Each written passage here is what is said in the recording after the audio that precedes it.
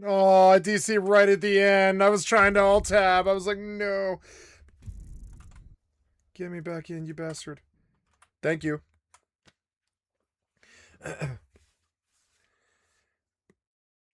Cool. That was the next thing. I got through the Cluck and Bell raid really fast, and this will be like at least $1 million, I think, or something crazy. Might bump me up to the point where I might be able to afford the mansion before I lose my 2 million discount. We'll see. Damn it, I lost my load right as I finished the mission, which is so annoying.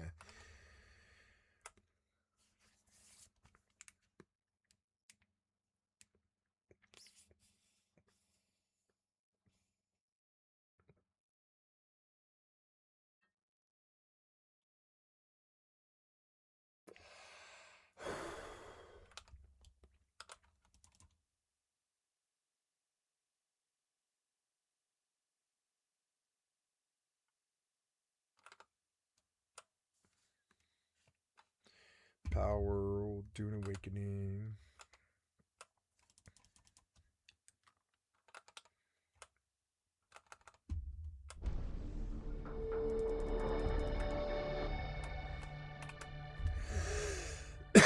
Let's look at the GOG Winter Sale. Skyrim's $10. Saint Rose 2, Thief 2, Saints Row. Recommended for me, huh? Under Rails, $5. I don't like it though. Bestseller, Cyberpunk Phantom Liberty is $21. Oh, but it's DLC though. Knights of the Old Republic, Fallout 3. Oops. Did we finally finish this? Yes, we did. Alright, online to find to the main. Oh, no wait. Can I just go back to the V or whatever? Yeah, I probably can. It's probably faster to just do that. What? Did you start the wrong thing or what? No. What happened here? No. Just quit out, you idiot. Stop. Go again. Okay, so, Hey, sometimes in the field, we meet the unexpected. And at that point, one must abandon all subtlety and get the job done. I pass no judgment for that. Though in this case, it does... I like the guy, but I don't care.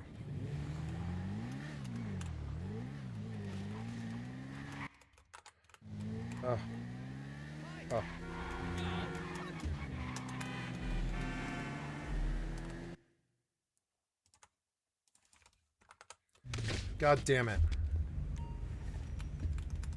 Ugh. I still need armor. Like, I still need armor. I should do a bunker run before I do this. Let's do a bunker run. First of all, put passive mode on. Sweet Jesus!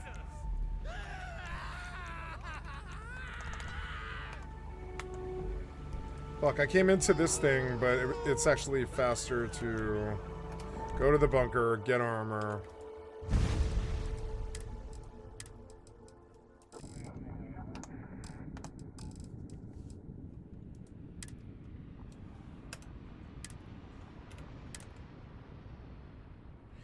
Starfield 76. I can always branch out into other ones like Oblivion Remastered.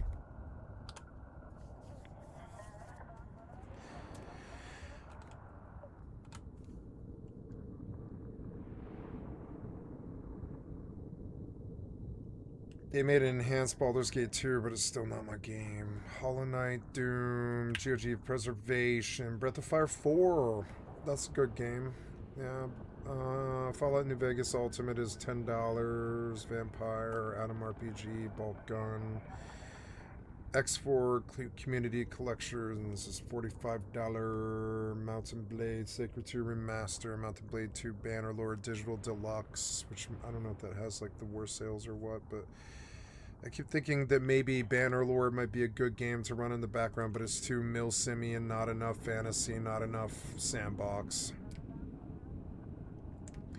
I've heard the good things about Everspace 2, but I don't want another space game. I only have space games on the docket. I want some kind of RPG. I have like Grand Theft Auto and 2 space games on the docket. What do we do? I don't know. How much money?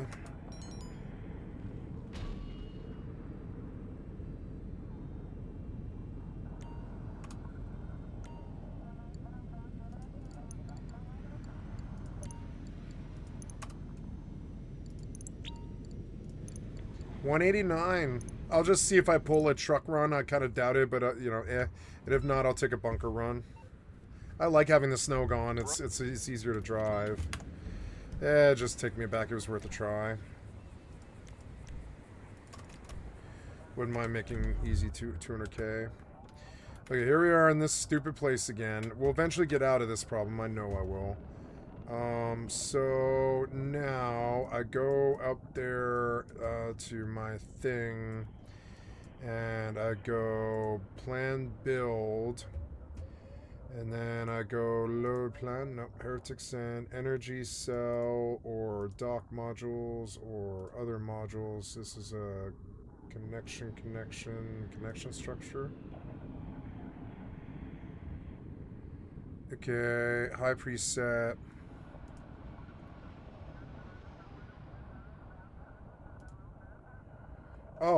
Oh, you have to build? Oh, I didn't understand what the system was that they were trying to tell me. Okay. Well, okay, so seems like you can fit this right there. A 3-dock T or whatever.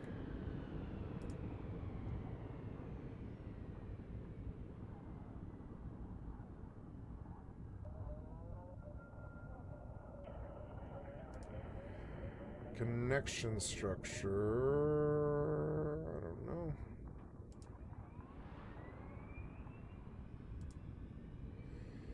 So there's like base building in this, but I want the container.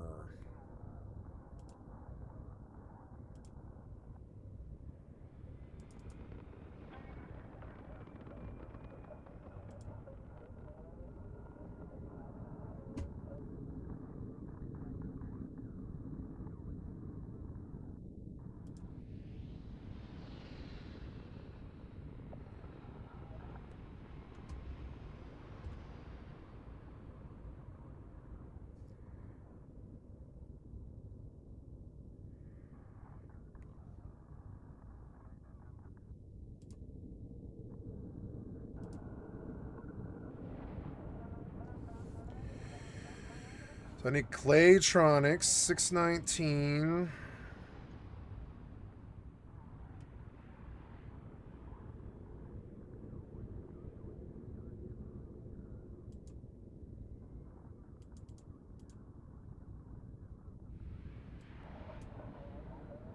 Okay, Claytronics, energy cells, and hull parts.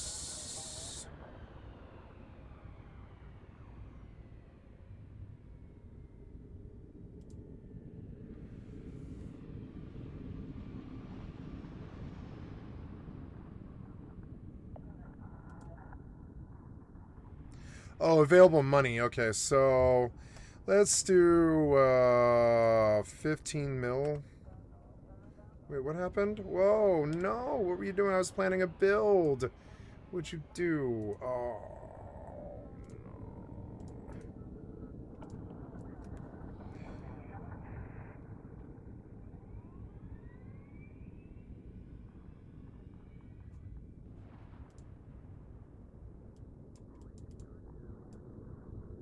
no. Yeah, give him 20 mil.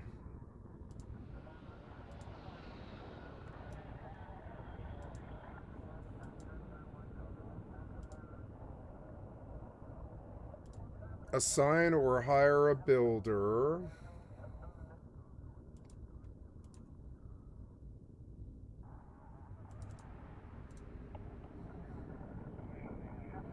Assign or hire a builder, okay. But I can't do that.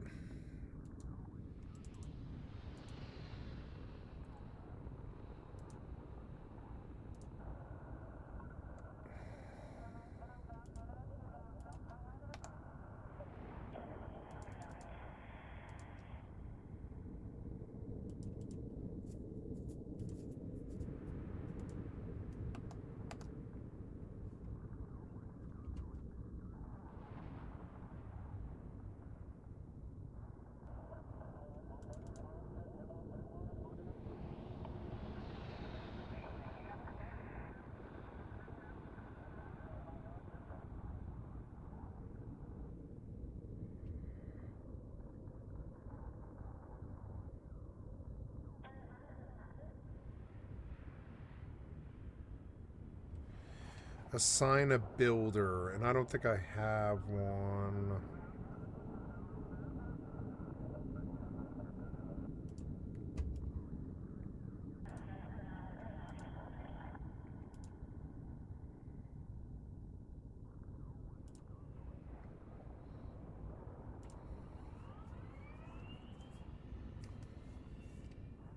Maybe I can give them a builder of one of these Vanguard things.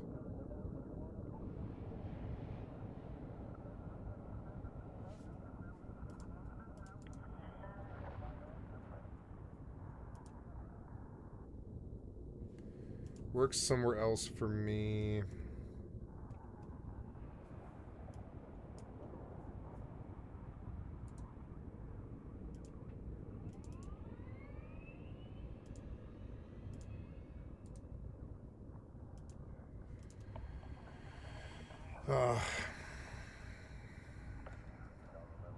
Oh, my headphones are going to die, sadly. Well, going to charge them now. While I'm logging in. You're still logging, are you? Yeah.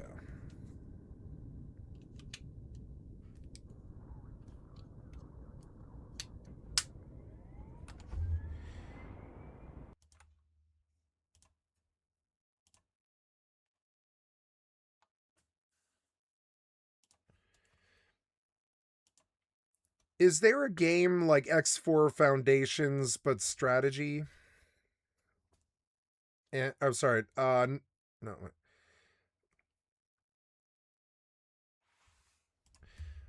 Is there a game like X4 Foundations but role playing or fantasy?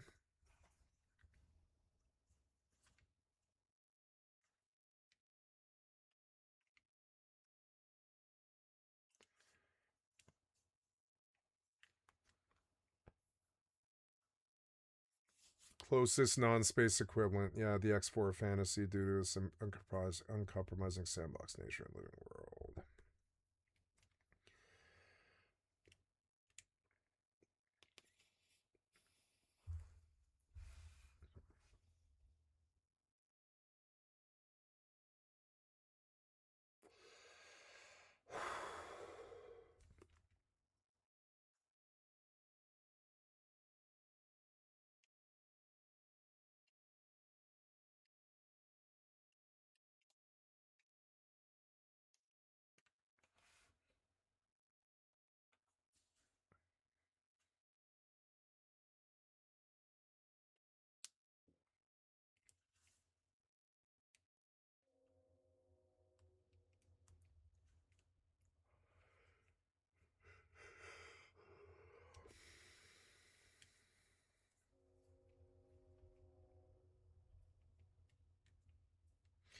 I've never heard of this one.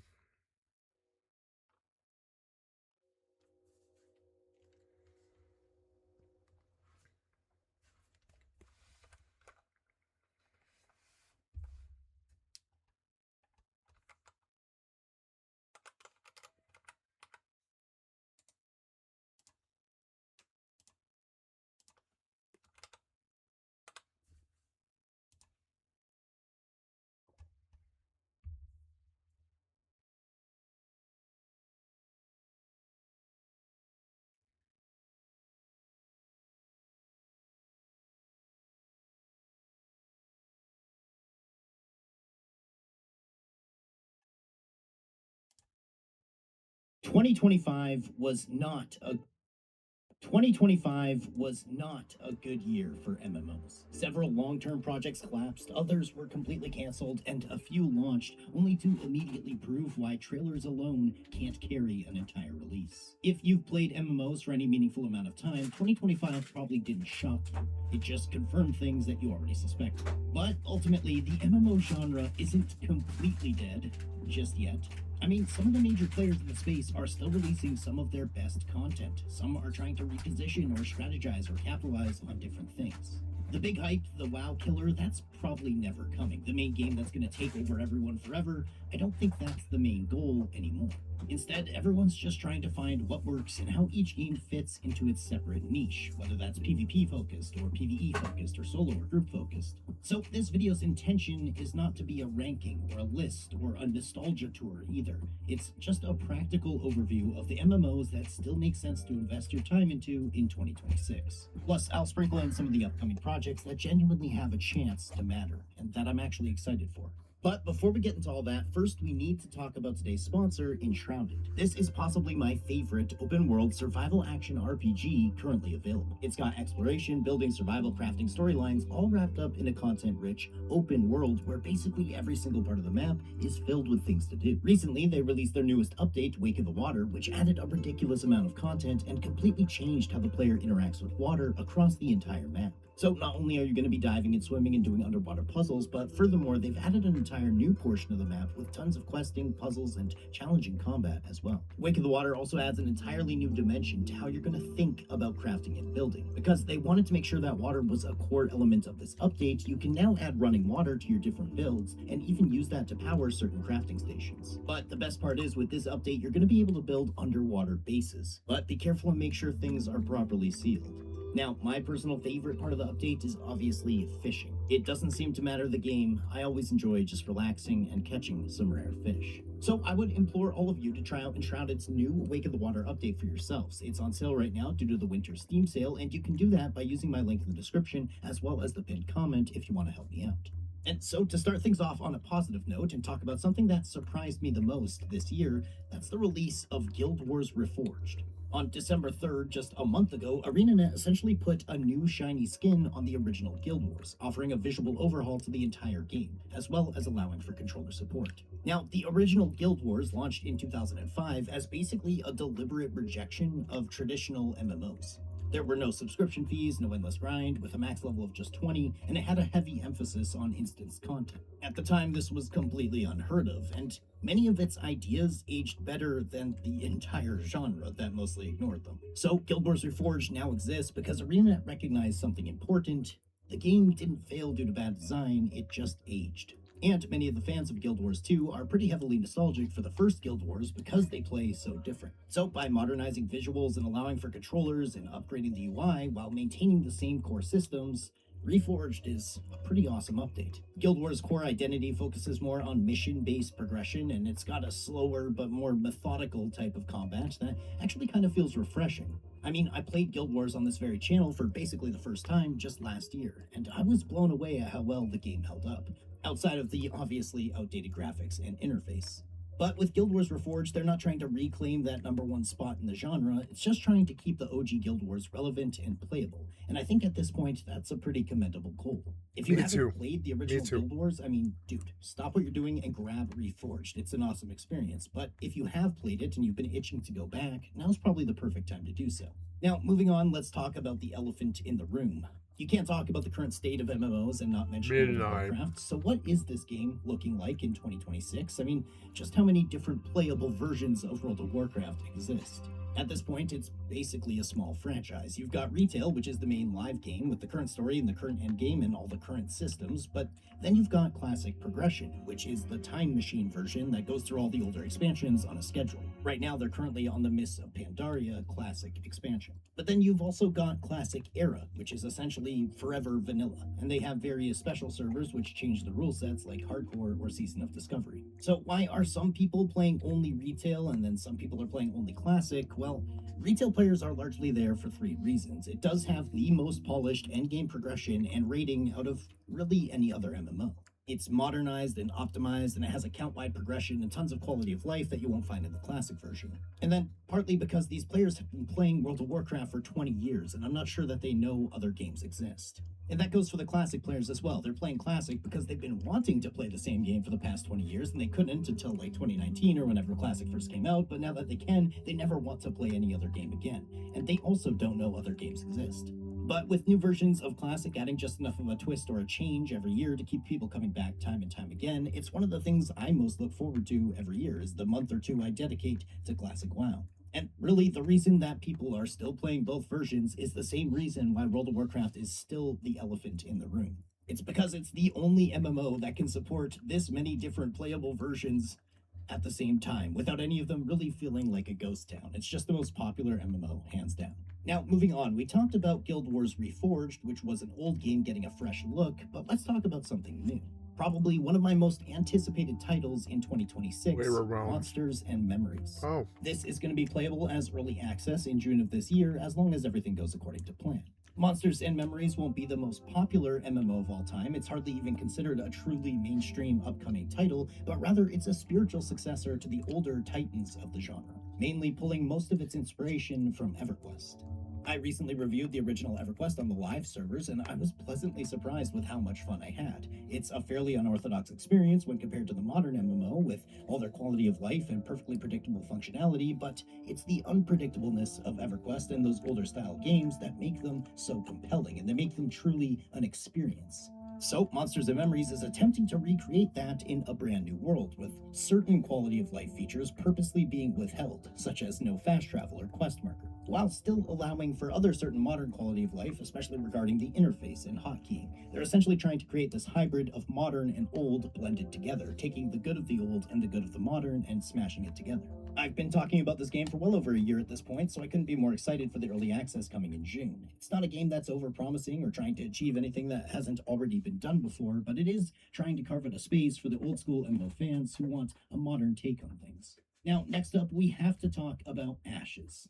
Ashes, Ashes, Ashes. One of the most hyped up MMOs to ever exist. The game literally just entered early access out of nowhere, and the community is, as you might expect, fairly divided. But I think it's important that we keep an eye on Ashes in 2026, because this is going to be the year. Either it comes out on top or it becomes another cautionary tale of which we have far too many at this point. Anyway, Ashes of Creation has been in development since 2017.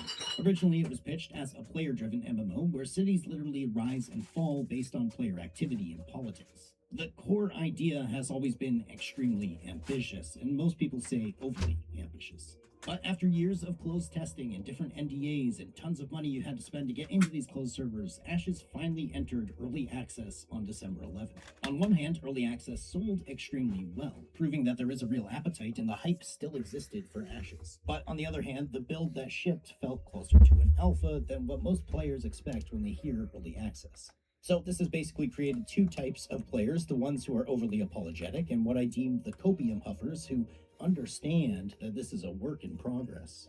And then there's the black-pilled, never-happy players who I tend to relate to a little bit more because they are more realistic with their expectations, and they say this game was released unfinished and it's going to kill all the hype, especially given how long it's been marketed for. So Ashes isn't really being judged like some new indie MMO, it's being judged like a project that's been talked about for nearly a decade, because, well, it's been talked about and worked on and hyped up for nearly a decade. And the question in 2026 isn't, is Ashes good yet? It's, is Ashes good at all? I think if the node system meaningfully impacts the world, if progression becomes rewarding instead of repetitive, and if group content stabilizes into something players want to log in for, this could be massive, but they have to prove that. So 2026 really is the year Ashes of Creation either proves the concept works or confirms why most studios avoid it. Now, also importantly, we just recently saw the release of Where Winds Meet. And really, this is what I was expecting from Chrono Odyssey, especially after all those amazing trailers. But Where Winds Meet was the game to actually meet some of the expectations that they set.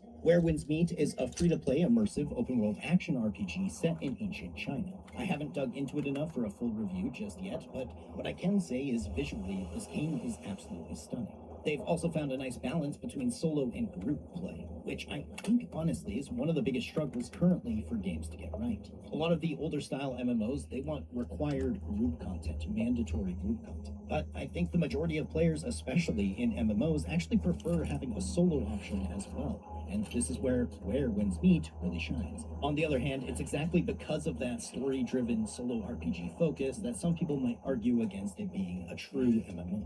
With all that being said, it's literally the only full-release MMO-adjacent title in 2025 to have what some would call a successful launch. It seems like generally this game has positive public sentiment, with 50,000 reviews on Steam, averaging very positive. That's no joke. Now, I haven't played enough to give my full review. I'm certain that's coming soon on the channel. However, I can say undoubtedly that this is a title you're going to want to at least try in 2026.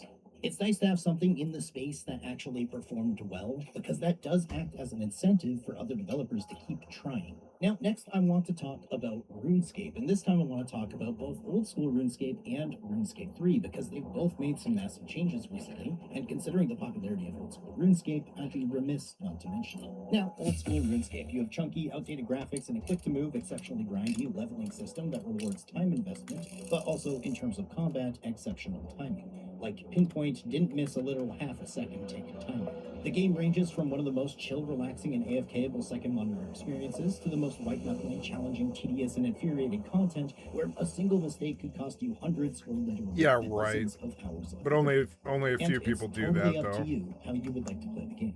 We've talked a lot about Old School RuneScape on this channel. It's a fantastic time sink. I personally think it's the single most addictive MMO experience available, and it actually plays pretty well on mobile. But most importantly, they just added a new skill for the very first time to the older version of the game, and this new skill is sailing. You can imagine there has been some massive dispute about this online, with people claiming this takes away the classic feel of Old School RuneScape, and I can understand their sentiment, but at the same time, it's important for developers to continuously keep the game feeling fresh and adding new content. It's still, in my opinion, one of the best MMOs to ever exist, and if you can look past the outdated graphics, trust me, you'll find yourself addicted to this seemingly simple but also massively complex game. Now, also RuneScape 3, I just want to quickly mention, because although I generally despise this game and almost everything about it, RuneScape 3 is going through a quiet but important change heading into 3.6. They are finally removing Treasure Hunter, and this is significant because Treasure Hunter was the centerpiece, the core of RS3's pay-to-win gameplay for years. You could win experience and keys and limited time promotions that let players accelerate progression, and it never really sat well with the community. I think the reason Jagex is pulling back now is mostly pressure. RS3's long-term health is going to depend on player trust, and monetization that directly shortcuts progression becomes more of a liability than a revenue generator. Now, this doesn't mean they are taking pay-to-win out of RuneScape 3. It will still exist in other forms, including buyable XP and things of that nature. But this is a massive step in the right direction. Personally, what I would love to see is separate, fresh worlds with all pay-to-win disabled, where you would have to create a new character, but this would basically allow for a true, integral experience within RuneScape 3. Because even though they're deleting Treasure Hunter now, there are still people who shelled out a ton of money and who will reap all the benefits of the Treasure Hunter they did lose. Pay to win is and will always be Pandora's box within MMOs, because once you open that can of worms, there's no going back. Now, we started this video talking about Guild Wars, and of course we can't just not mention Guild Wars 2. However, I want to put Guild Wars 2 and The Elder Scrolls Online into the same category. For me personally, these games offer much the same experience. Both provide a massive open world focused on horizontal progression with an emphasis on storyline and longer-term goals that allow you to take breaks from the game. Yes, those combat does not look like that. Feeling like you've missed too much content. Of course, each of these titles have their own pros and cons. While Guild Wars has better open world group content, a much more fair level of monetization, overall a more robust and complete combat system, I think, on the other hand, Elder Scrolls is a much more immersive experience with a better player-owned housing system and much better profession and skill in crafting. However, these are just my opinions. I play Guild Wars 2 literally all year, and I also play Elder Scrolls literally all year.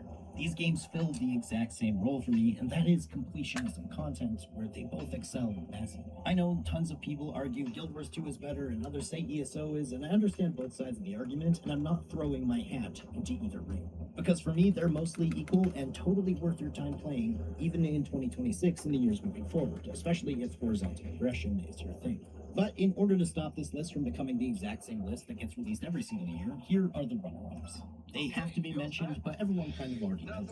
First up, there's Final Fantasy XIV, obviously a mainstay in the MMO space. The last expansion was a little less well-received, but it's still a fantastic title, especially for those who love narrative and storyline woven into their MMOs.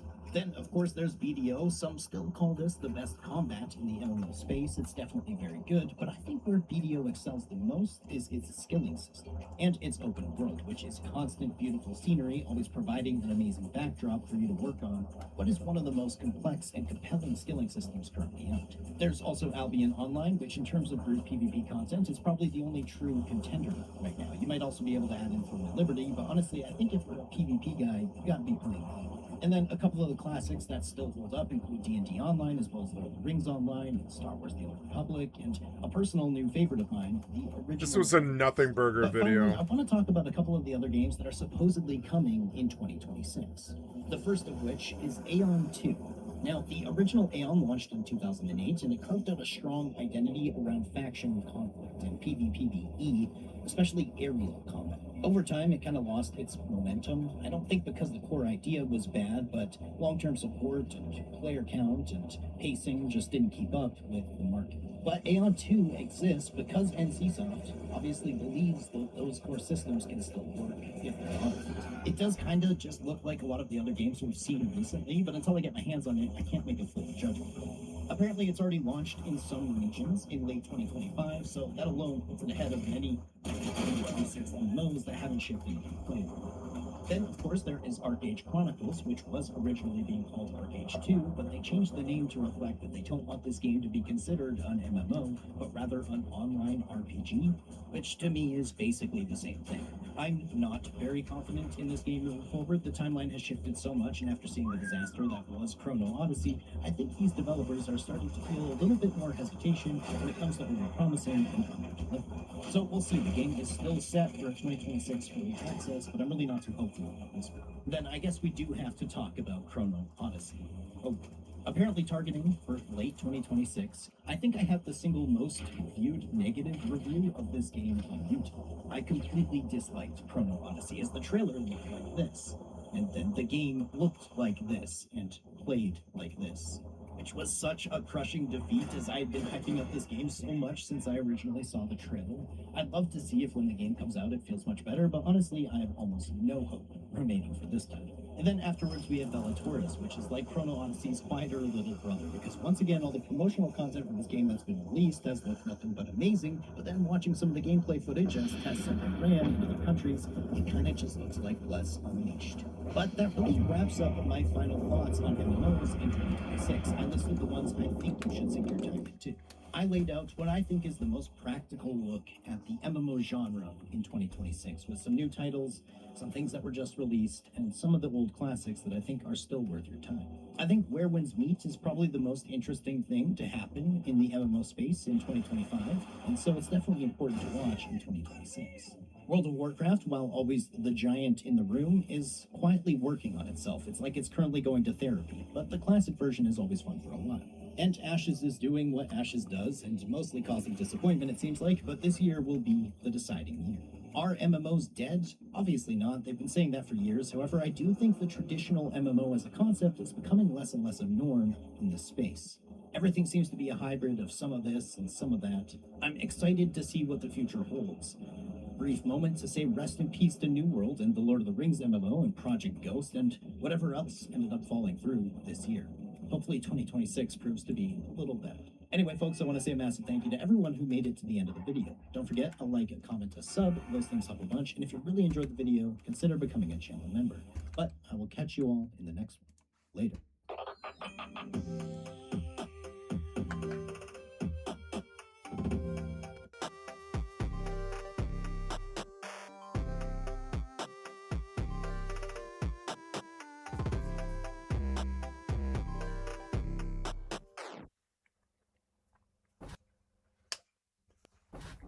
It feels like I'm just waiting to die. What happened? Why no sound?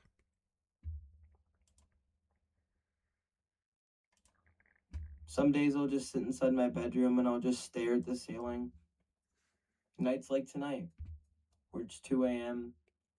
and I'm just sitting here, wondering what to do with myself. You need a TV, you need a girlfriend or a boyfriend. You need some artwork around here that doesn't seem like girl repellent.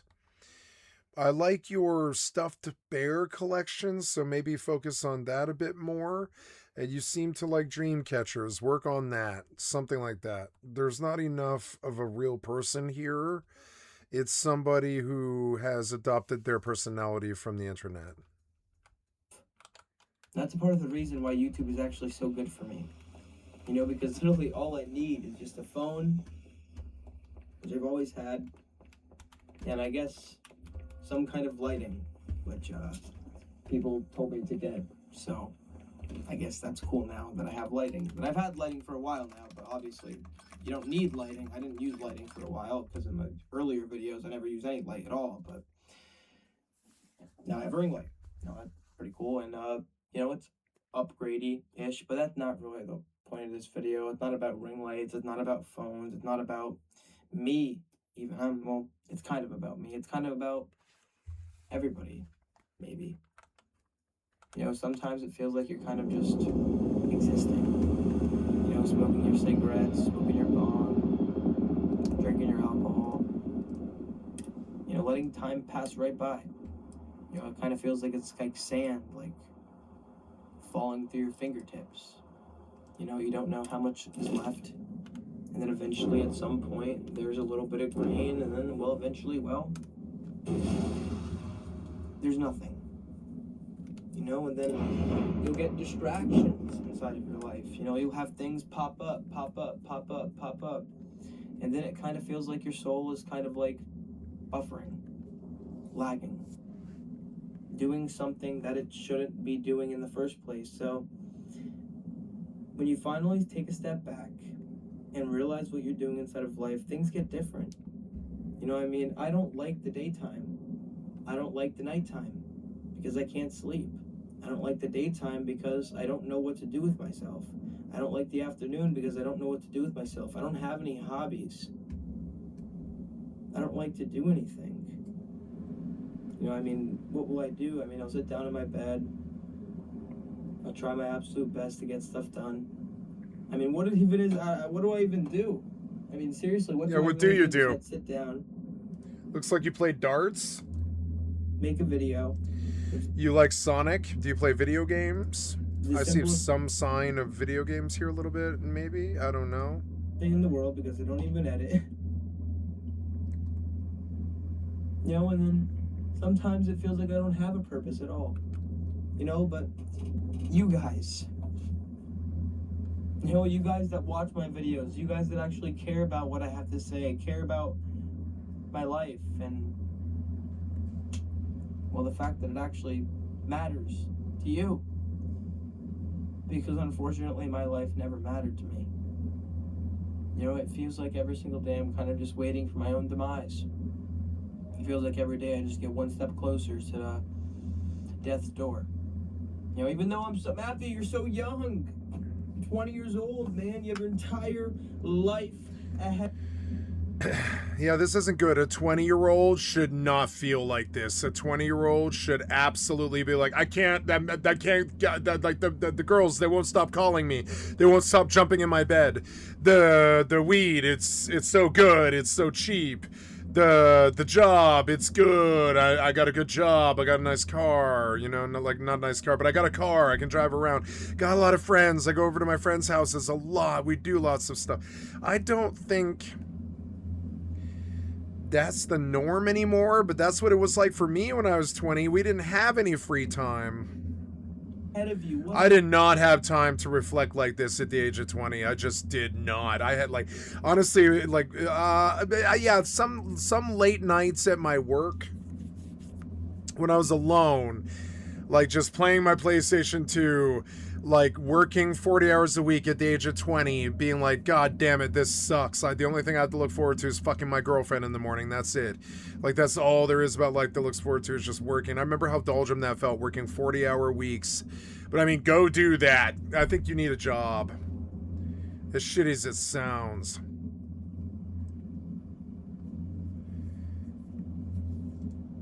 Earth you have to be afraid of. What on earth? You shouldn't be afraid of dying anytime soon. I'm not gonna get hit by a bus. I'm not gonna take a plane. It's not gonna crash, right? Sometimes inside of my life, I feel like whatever's going to happen is going to happen anyway. Be sitting down and making this video. Brooklyn sleeping. This guy has 102K subs. You'll be fine.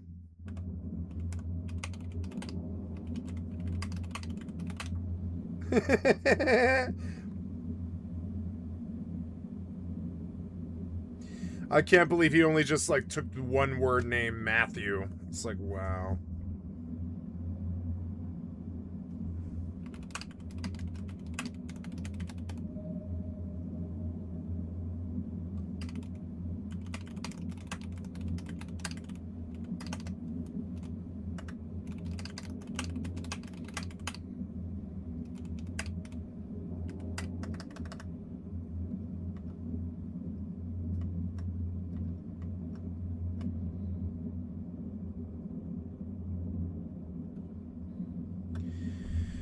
I don't know. I don't want to give. Everything will be alright in the end.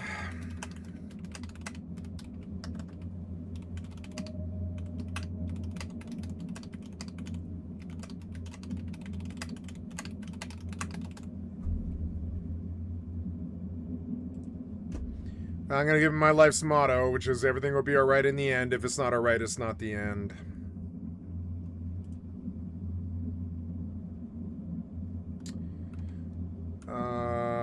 Yeah, I think this was everything I needed to do. I'd like to sell. I want to sell this junker. I want to sell. Yeah, I want to sell this prison shuttle.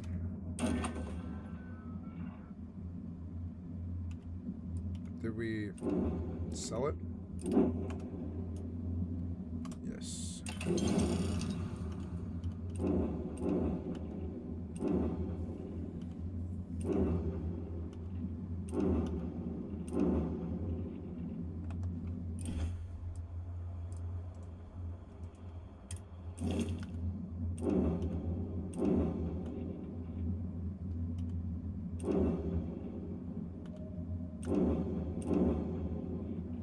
What's a trebuchet?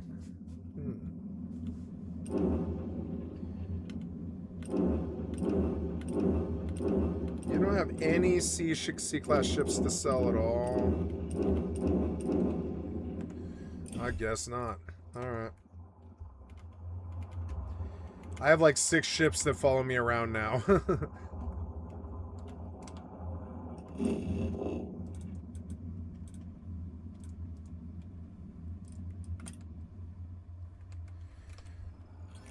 No.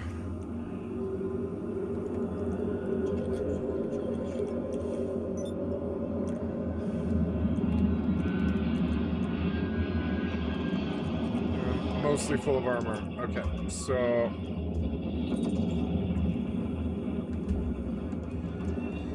Ooh, it's such a beautiful game. I forgot. Like, the snow, it's like such a day and night difference. Wow.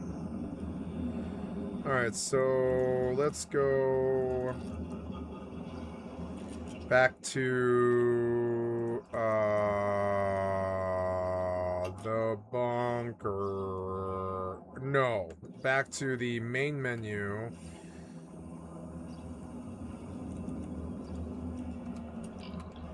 There we go. Now.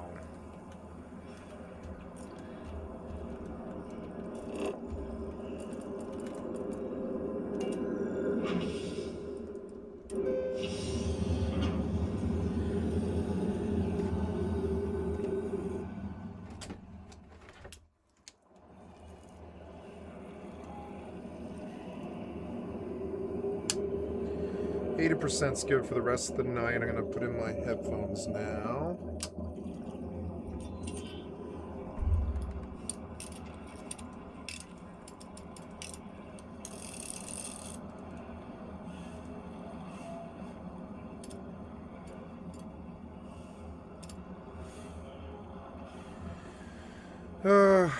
Hurry up, you.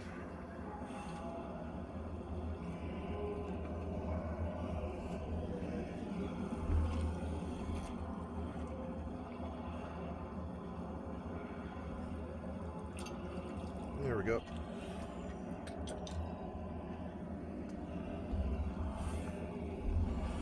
Okay.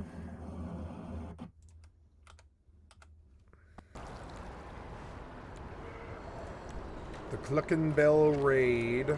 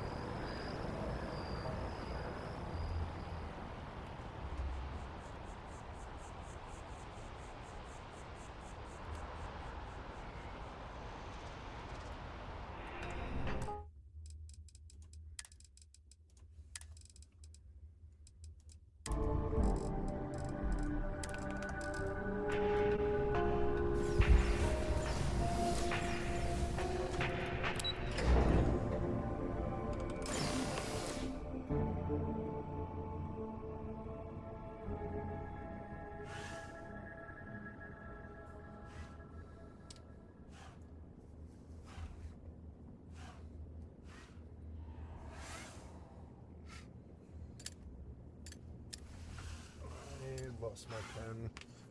It's plugged in for some reason. No, I don't know where I dropped it. Oh, I dropped it. I don't think it fell, which is good. But yeah, I lost my pen. Or maybe I left it over there or something. I don't know.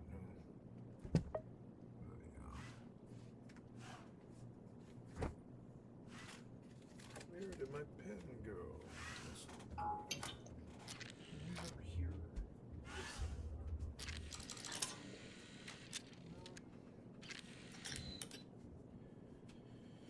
I don't know what happened to that. Fucking annoying. Over there, caught up in this or anything? No. I don't think so. Behind, did it fall behind or down? I don't know. I don't know.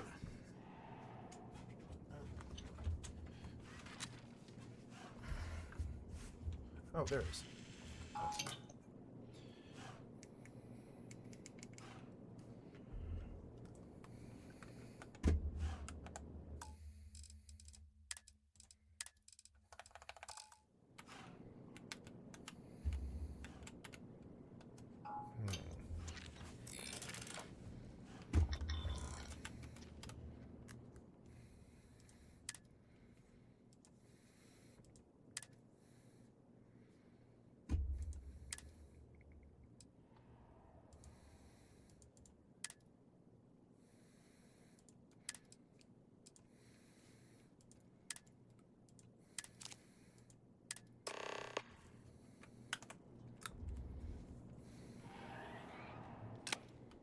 So, I'm curious to see what happens if I kill him here.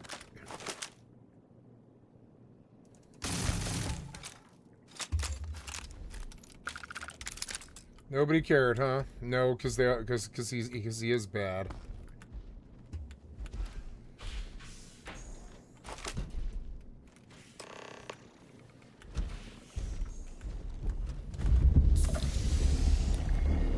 Fuck.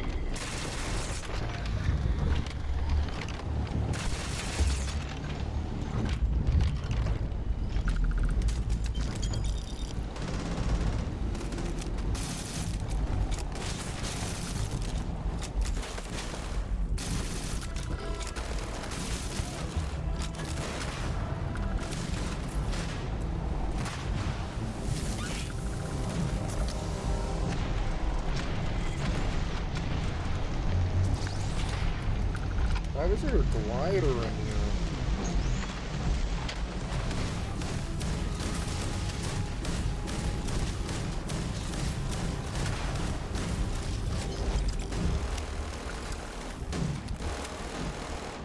I love the sound of the guns in this game.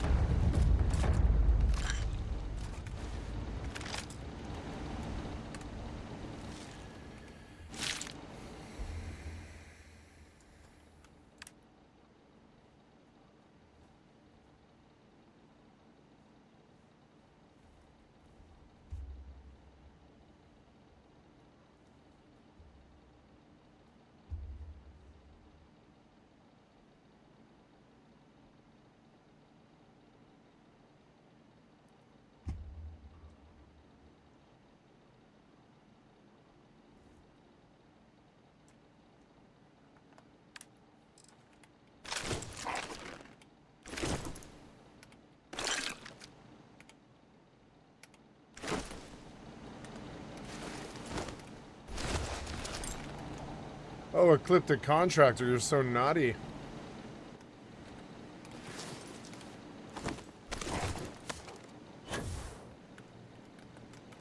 Oh, there's someone else here? There is.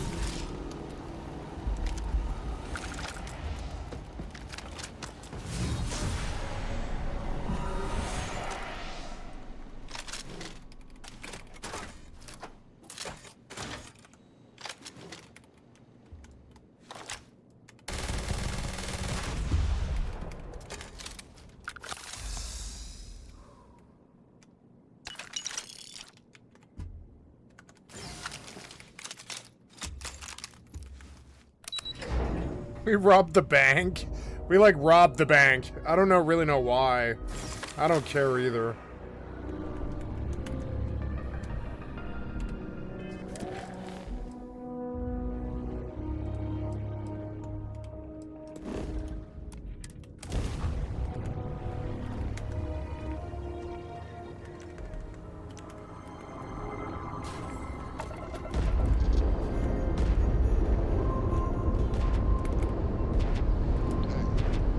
It's my pleasure to inform.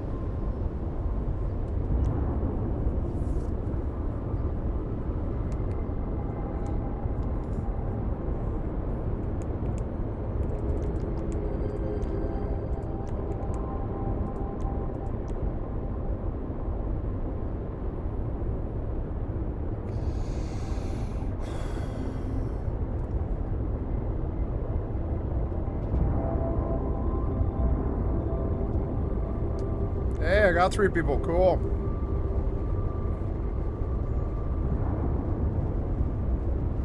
Oh, left. Left. Why?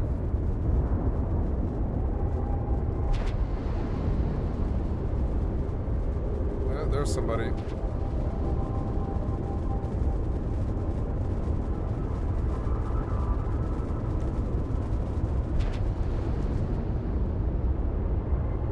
On call. Joining. Joining. Okay.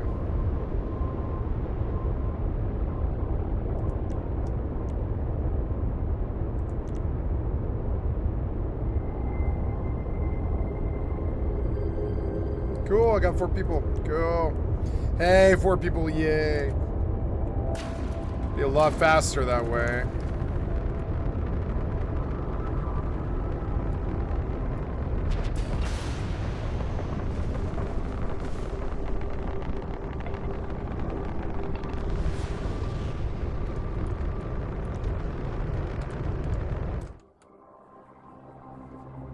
Hi, beautiful kitty. Yeah, you wanna sit on my lap? Hi. Sit on my lap, please. Yep. Thank you. Hi, beautiful kitty. Culminates here, my friend. I've been on the radios, and after deciphering some mediocre code words, it sounds like they're expecting a robbery. I suggest you elegantly fuck your shit up regardless. What the fuck happened? Focus on the targets. Some of you should go after the narcotics, and the rest of you should clear any safe in the factory. Don't forget the extra gear your crew procured. Feel free to experiment. It should be in a dumpster to the rear of the factory. You see, it pays to befriend your local garbage man.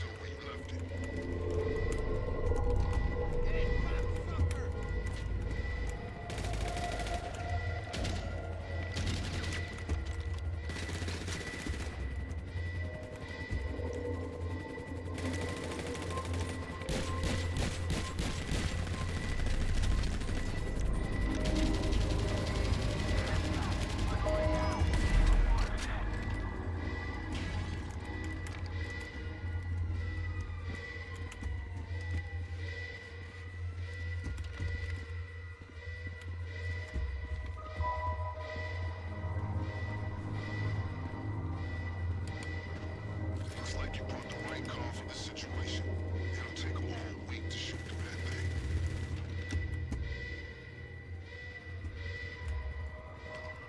Okay.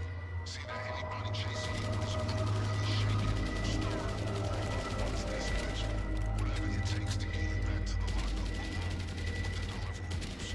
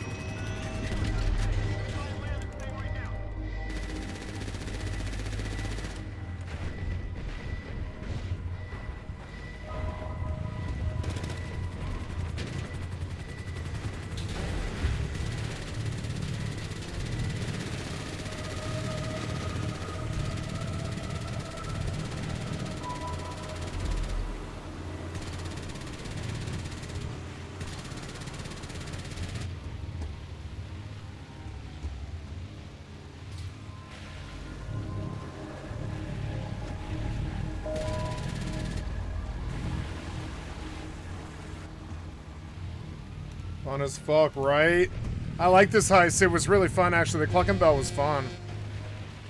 If I could get people for it.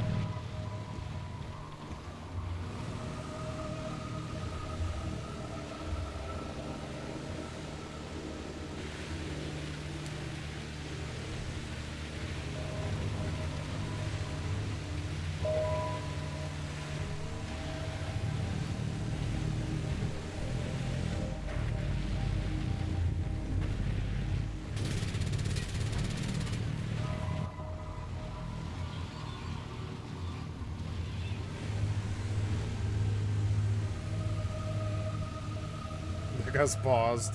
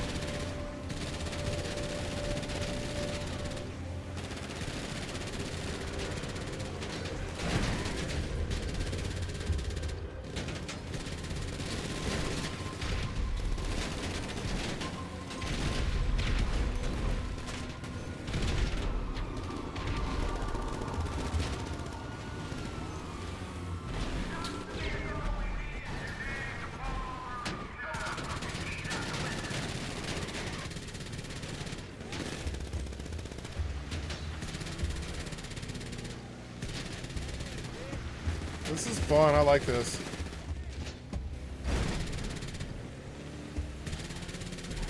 Six is gonna be so good.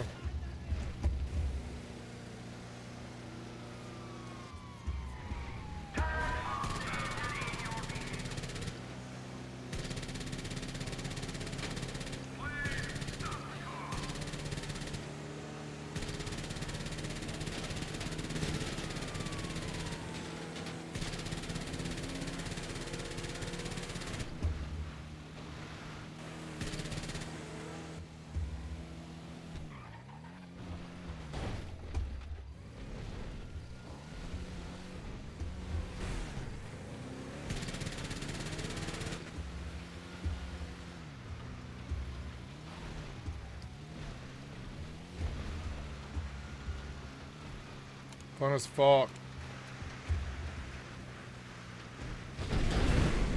Oh shit.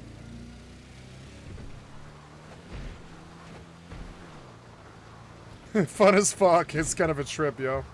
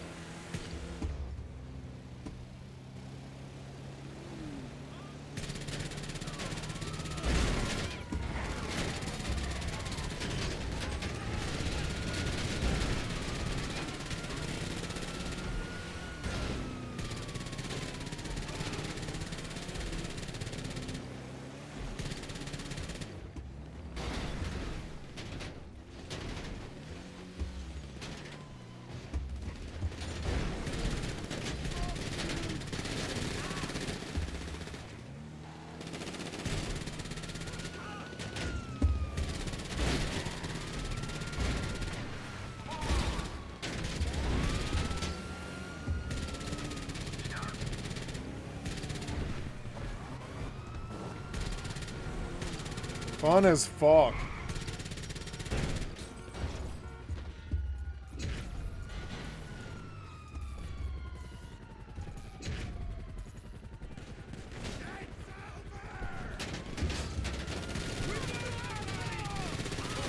Oh, I killed the pilot and the chopper's out.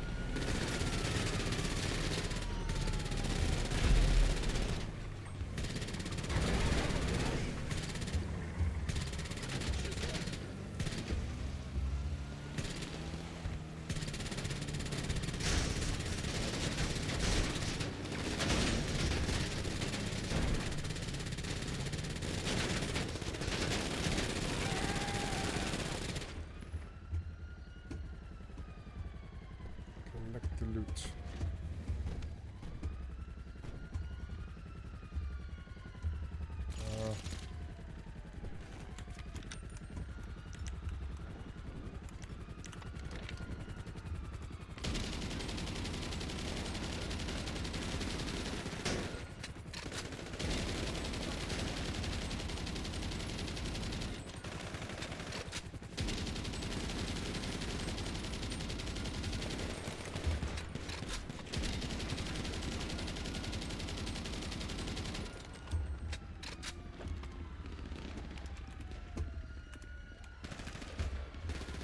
Collect the loot.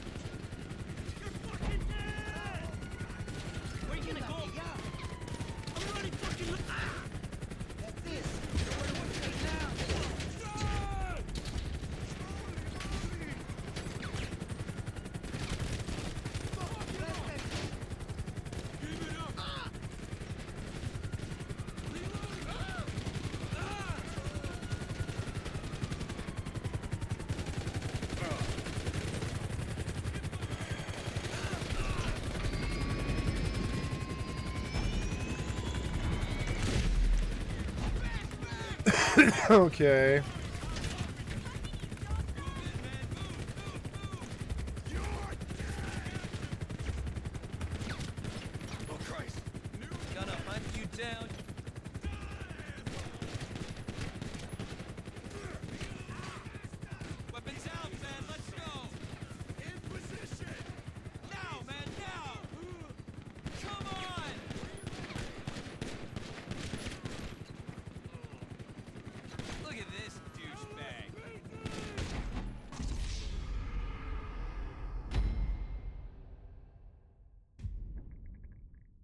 The hell was that? 137, someone's firing off a gun in fucking air.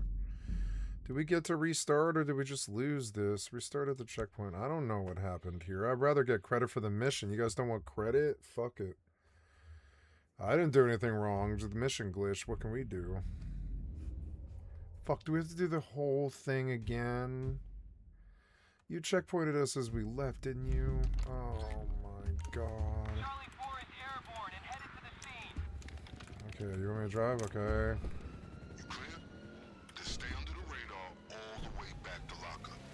2 hands on the wheel, follow traffic laws, and don't let anyone follow you. Oh no, I think I'd rather take this. Fuck that. Don't forget the extra equipment you acquired. I've arranged for it to be left in the dumpster to the rear of the factory.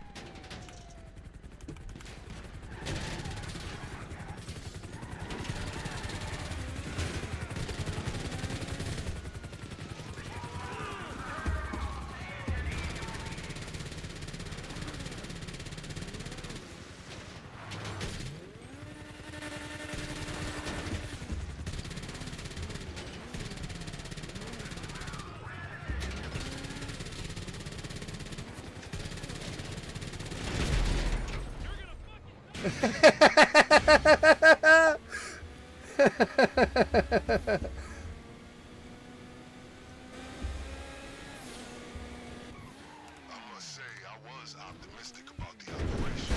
I never imagined it would run so smoothly.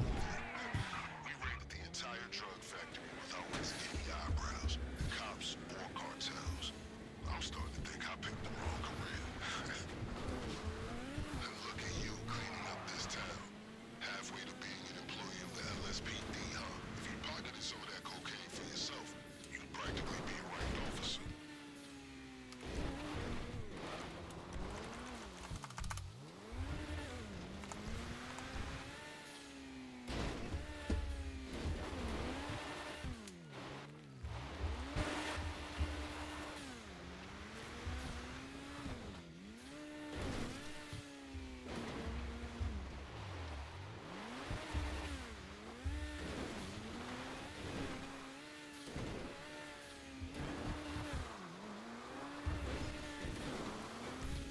They falling back.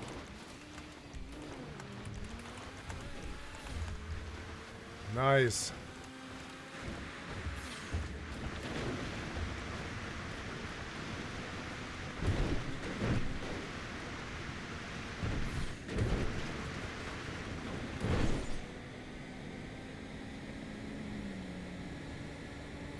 This was a way better car. Yeah, I didn't want to take that other car. Fuck that other car.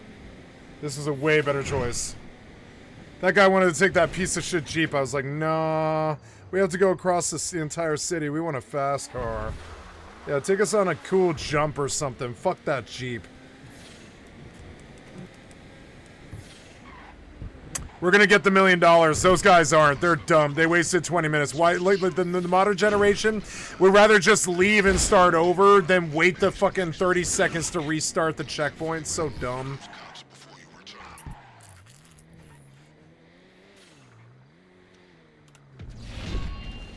In case you were wondering what I intend to do with the illegal narcotics you've so adroitly seized, I made arrangements with the representative of a local businessman Thank you.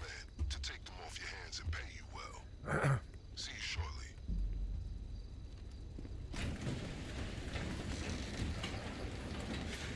Cool. Now we can do like the RP. Mission accomplished. Cluck and Bell raid. It's a vital matter of payment. As I'm sure you can appreciate, there are certain transactions I can't be party to as an officer of the law. But if I've learned anything from my consociates on the LSPD, it's how to look the other way.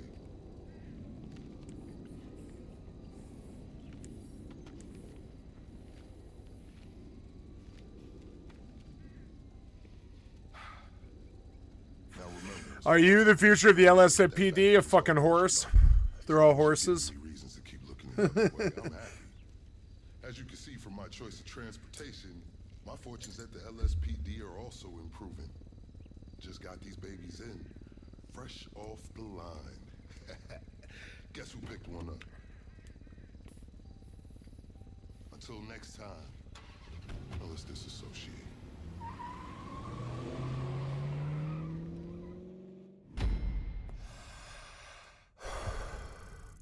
$500,000. Is that it, though? That's all this was for the whole chain of missions? But, I mean, it's like 2.5 after all 6 of them or something, huh?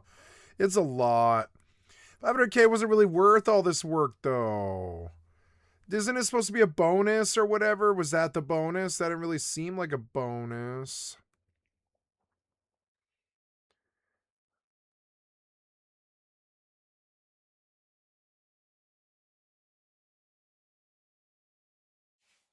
I got to pick up all their loot, I think. And I think I got extra money because they all, like, died. I was like, okay, well, I mean, I'll die.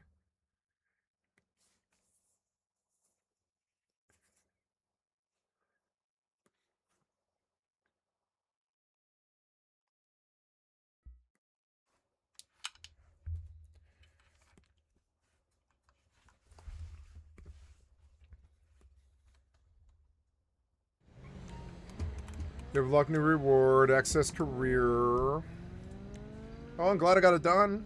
That's cool. Select career. Rewards. I got the Bravado Gauntlet Interceptor. Claim now.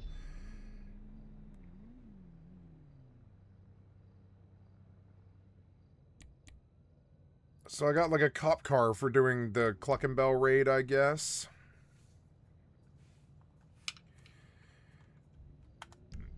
Okay, so...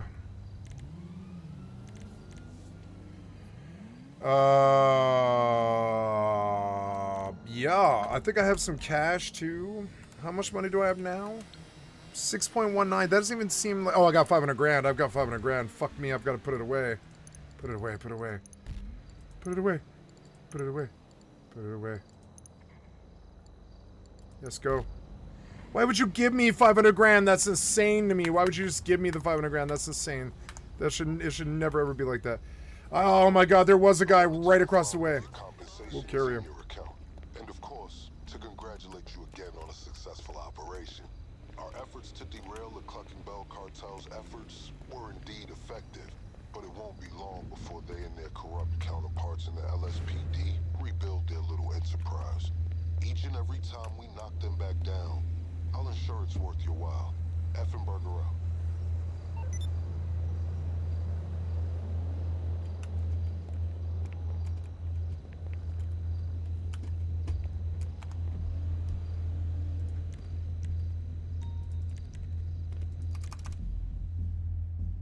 He's gonna put a bomb out before he tries to rob me.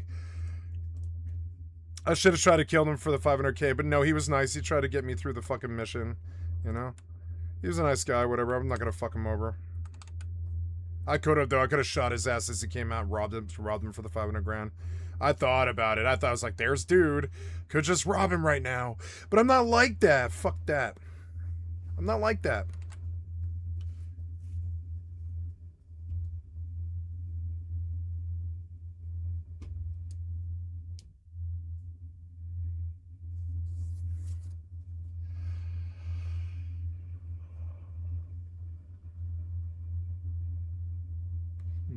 Airshift Kingdoms Adrift. I've never heard of that before. Let's go see. Going to bed soon. It's Wednesday.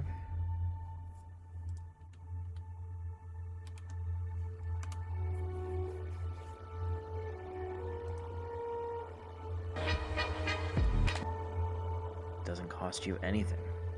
This can save you a ton of money and even save ships out in... Set it forward. Freight. Make you well equipped to handle something that hull you run it. Nope. Unfortunately. How am I gonna hire some dude if I can't leave? I can't.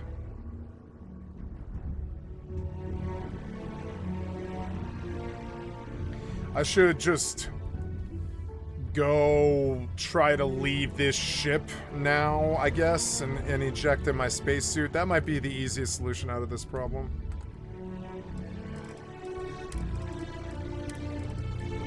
Your stupid menu music.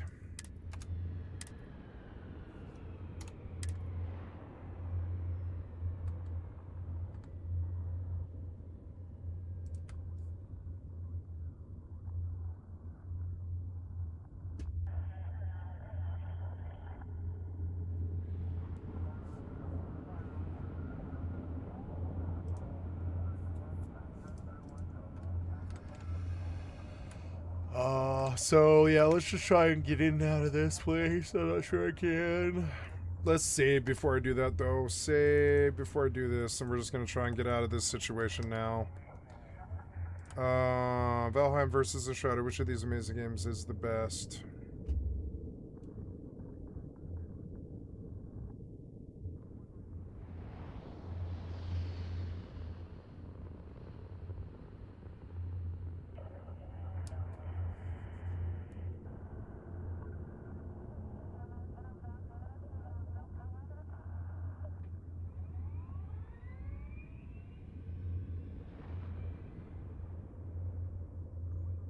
Yeah, what's the MAGA face?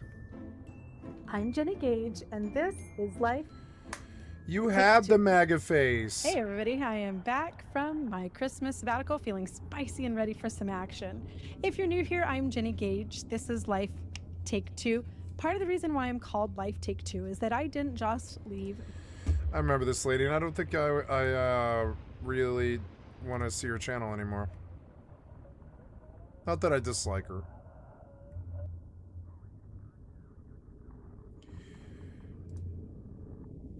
Did we really elect this group of leaders to make us sicker and hungrier and poorer, only to use our own money to create an unaccountable secret police that are killing people in custody? ICE recently dragged a pregnant American citizen out of her car and across the pavement on her stomach, and she lost her baby. The party that cares more for unborn fetuses than any living child killed a baby in utero. For what? Optics?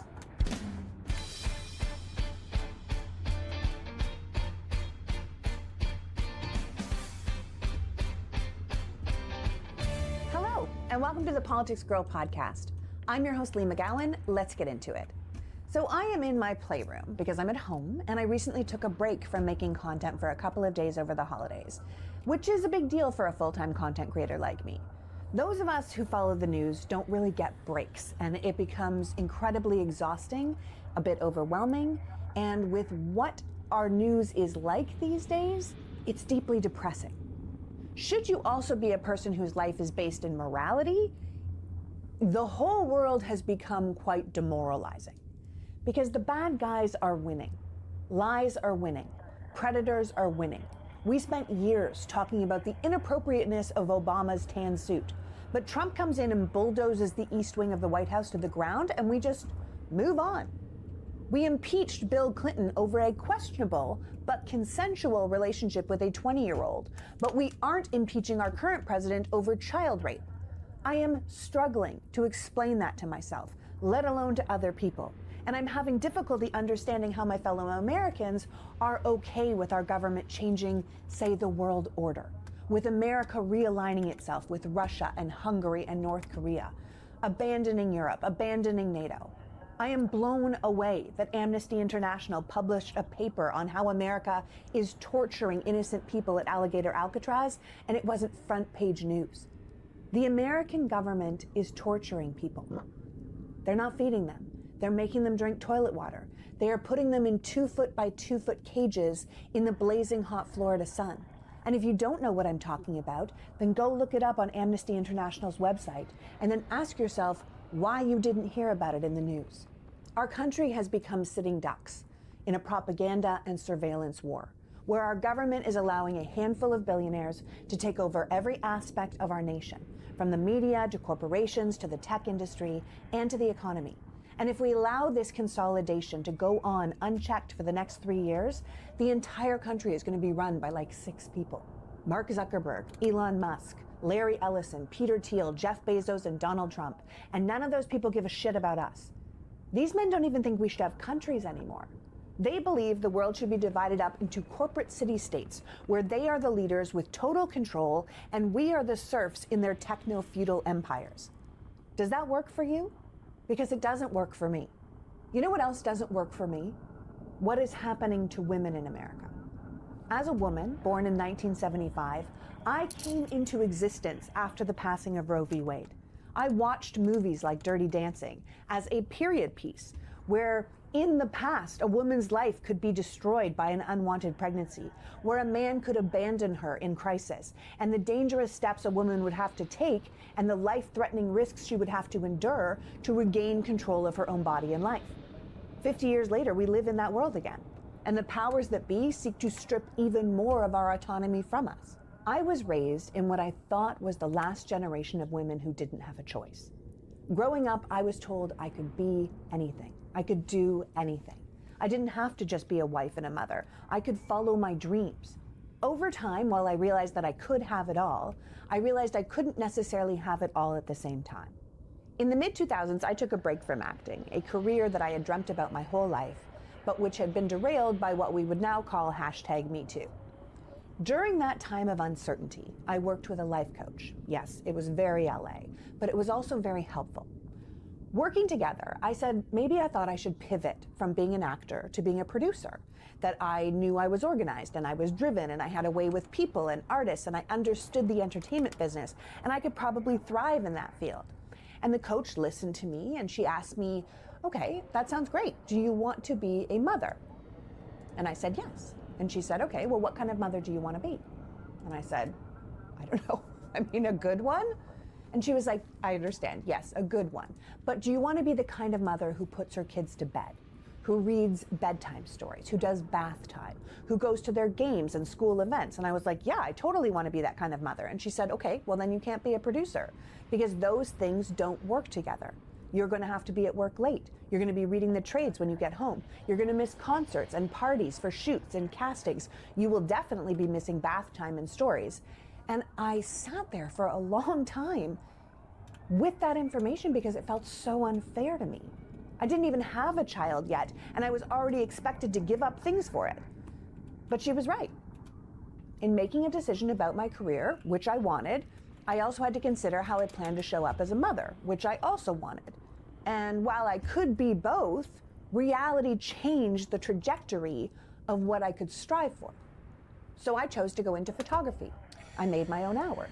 I could be flexible with when I worked. I was good at it and I did it for years, but it didn't really fulfill me. In fact, taking something that I loved doing and trying to make it into a business actually took a lot of the joy out of it from me. Here's last night's save. I'm going to go back to that. I'd rather lose a day than the whole fucking shebang. And I tried very hard to throw myself. These games bug so much.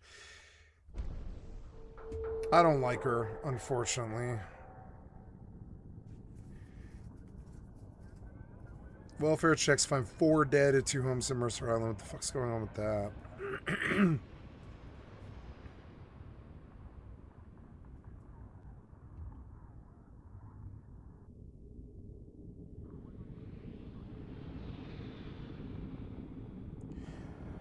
Trump bought Boeing bonds.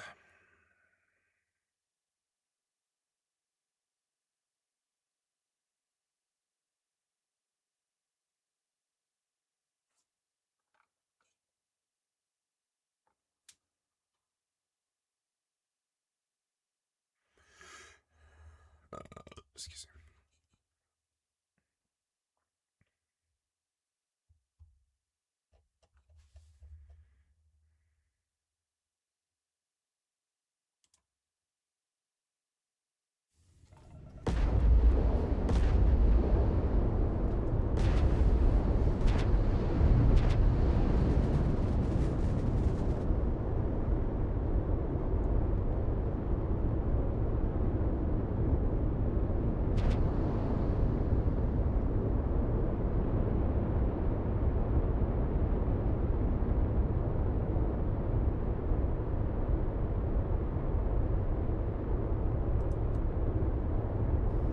Hello friends and welcome back. So today we are going to be talking a little bit about the recent commotion in the Starfield community around a secret demo that was shown to a bunch of social media influencers. So if you will remember, about 29 days ago I made a video. It was entitled DLC Imminent. So I was a little bit wrong on it being imminent. And I think I originally said it was probably going to be announced at the VGAs with a possible shadow drop there. that turned out to be completely bogus. But in the back half of that video, I did discuss the demo that a bunch of social media influencers were at and attended, and were shown footage of the upcoming update and DLC. And I knew that was going to come out to be true because I was told it was true by a very trusted source. But a lot has happened since then. So I've had several off-the-record conversations with people privy to the demo itself. And I kind of know a lot of the details of what this update and DLC is going to contain, but I'm going to keep it rather high level today and not give 7.25. So I did make $1 million. I made $1 million off that. Yeah, I was at 6.2. I'm at 7.2. I made $1 million off that. The surprise for you. I'm relatively excited for it, and I don't want to ruin the surprise, but I do see the public getting a little bit wild with their speculation. So I guess we can start off by talking about what happened yesterday. So yesterday someone basically posted on Twitter that there was a secret demo and social media influencers invited to it. So that started going viral on Twitter, and then a couple social media influencers confirmed that they did attend. And at that point in time, you know, what I said 29 days ago became publicly accepted truth amongst you know, the Starfield crowd in the video gaming industry, because people had confirmed it. So we'll get to the direct point of this video. So the direct point of this video is really not to give you details of what this update does contain. Oh, 9.5. Okay. Kind of guide the speculation. So in that drop, the update was framed as Starfield 2.0, which I think is a fair assessment of it. But people are likening it to Cyberpunk 2.0 and the Phantom Liberty update. And I think on the surface, that is a fair comparison. Where I kind of take problem with it is a lot of Cyberpunk 2.0 and Phantom Liberty has been mythologized at this point. So people nowadays, when they talk about it on the internet, a lot of times it's coming from a place of nostalgia. Hey, it's an actual content creator. Very much embellished, and any kind of negative aspects are very much downplayed. And that's my concern, is we're not comparing you know, a potential update to Starfield as, how do I say this, to the, you know, Phantom Liberty update that Cyberpunk got. We're comparing it to this mythologized nostalgia version that's in our heads and exists now.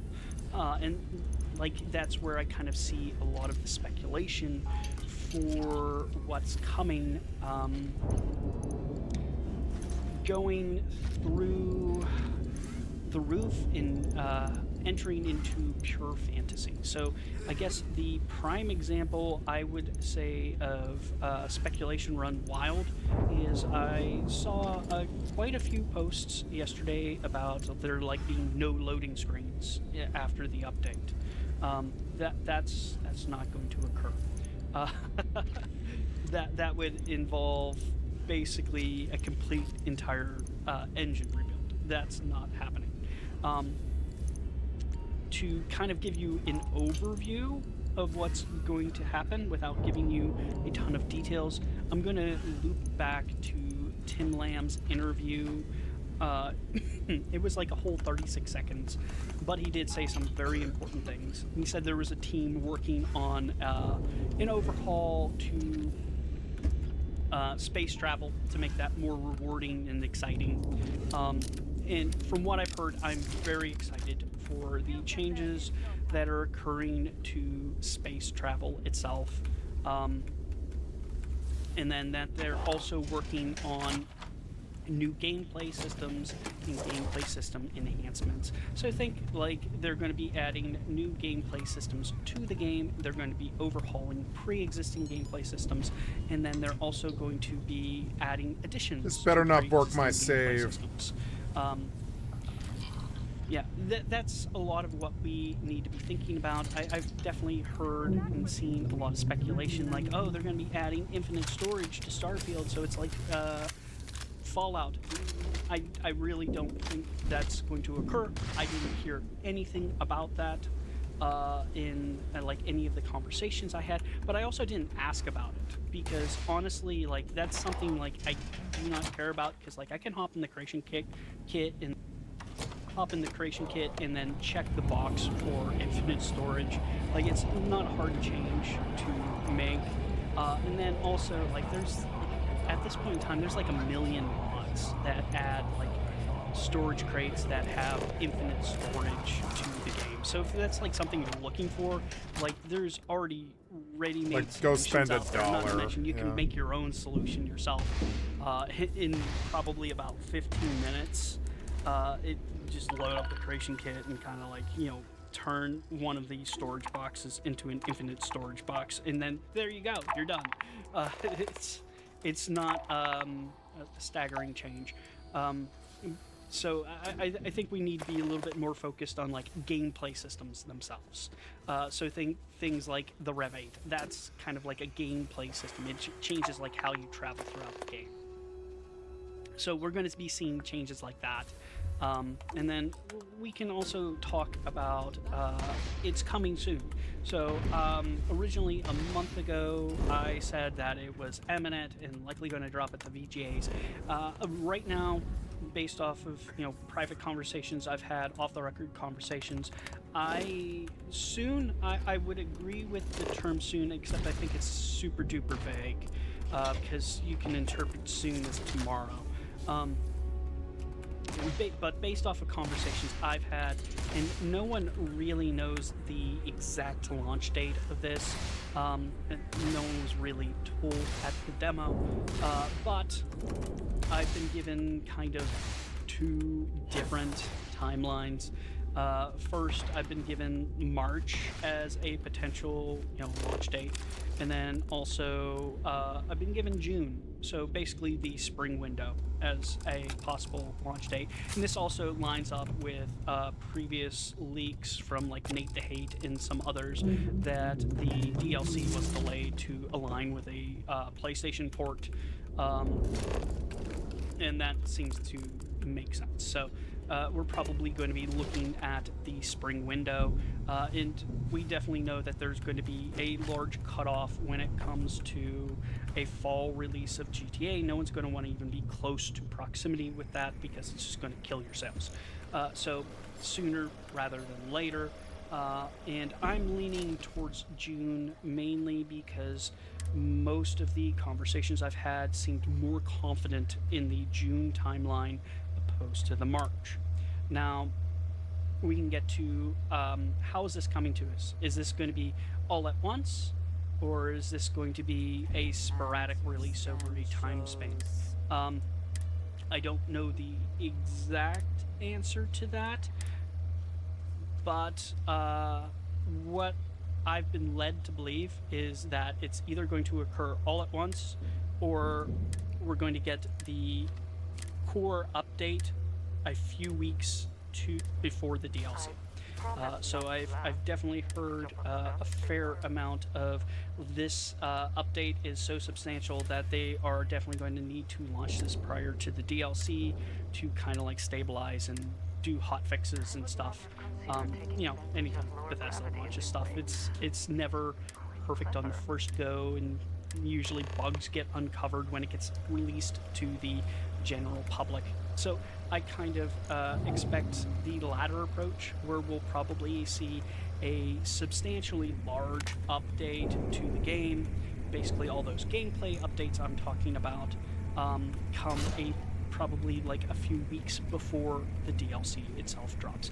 But also I think we're probably going to know that, so we can kind of like talk about when are they going to possibly announce this update and DLC. The next available event, well, we can keep in mind Bethesda can announce this at any time through any of their social media platforms, and they will definitely get eyeballs on it and get traction, and people will be watching it. So that is a possibility. They could just go on their Twitter tomorrow and announce it and drop a trailer. But if we're looking at like the next major event that they could showcase this at, that would be the Xbox Developer Direct. And basically with what I've been told and the size and scale and scope of this update, that makes the most logical sense. It makes much more logical sense than the VGAs in just playing a trailer, because they're going to want to, play a trailer. Like, there's a lot of stuff that is going to be changing and updating within the game, and they're going to want to talk about it. So I expect like a full-on, we'll probably see like a trailer and probably see some of the developers like Tim Lamb talk about all the different updates and do like a proper showcase instead of just releasing like a 1-minute trailer of the DLC and update. I don't think that's going to happen. I think we're probably going to get a sit-down talk at the Xbox Developer Direct, and I'm not sure if that is what their initial intents were, but I think that's probably going to happen, because I don't see this update and all that is contained within staying secret for a long time. So a lot of the people I spoke to about this update were extremely excited about it, to the point where they had difficulty staying quiet about it. When you get really excited about something and you just want to tell everyone and start streaming it, kind of that giddy. So a lot of people were very excited about this. Myself, I am excited. A lot of the gameplay systems and updates that are coming to the game are things that were on my wish list. Now, I will say not everything on my wish list is getting updated, so temper your expectations just a smidge. There's going to be a lot of stuff, but you're probably not going to get every single little tiny thing you had on your wish list. You're probably going to get a lot of it, and it's going to make the game feel a lot more complete and give you a lot more things to do. But I think I'm just going to... You mean the travel being better is going to give us a lot more to do? I don't know about that. Summary of what I said here. So think when it comes to this update, think more gameplay systems and less tiny tweaks. Think like full-on gameplay systems to make things feel more fleshed out. In regards to the story DLC, there's going to be one of them. I originally thought that there was going to be a smaller one and then a larger one. No, there's just going to be one of them. If you want to know the name of the DLC, if you go to Starfield's Twitter page and look at the 2-year anniversary for Starfield, they made a post and it will tell you the name of the next DLC. This is also something I've changed my mind on, because I thought elsewise, but I've been informed at this point of what the DLC is going to be. I don't want to directly say it, but you can go find the answers online. They've kind of already told us in a lot of the stuff that is coming. Bethesda's kind of already told us, so like we can tell you that there's going to be a massive update to how you travel in space. But I'm going to go ahead and just close it out at this point. Like always, friends, please enjoy the rest of your day. I'm probably going to try to take a day off from work on the next Developer Direct, so I can live stream it. So if you want to join me for that, I would be more than happy if you join me for that. But as always, enjoy the rest of your evening and have a good one.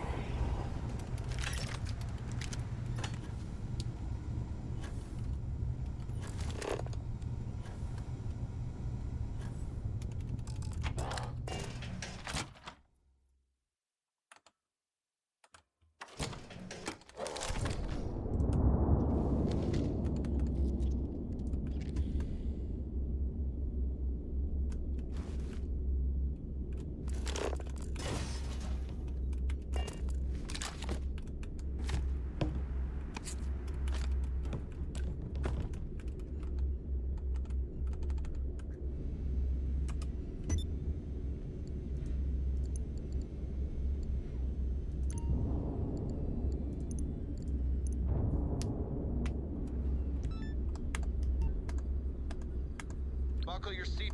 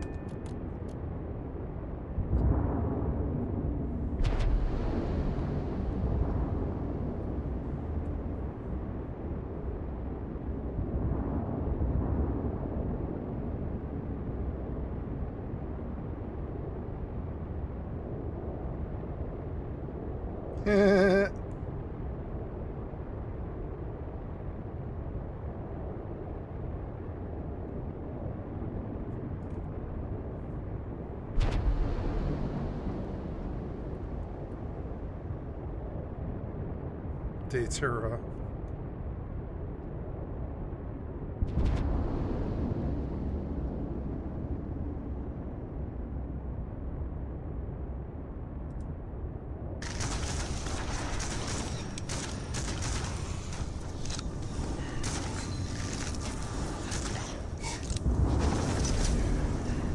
The moment you feel the weight of these guns, watch your enemies explode into pieces, and experience that buttery smooth movement, you'll understand why Witchfire is a masterpiece that you don't want to miss.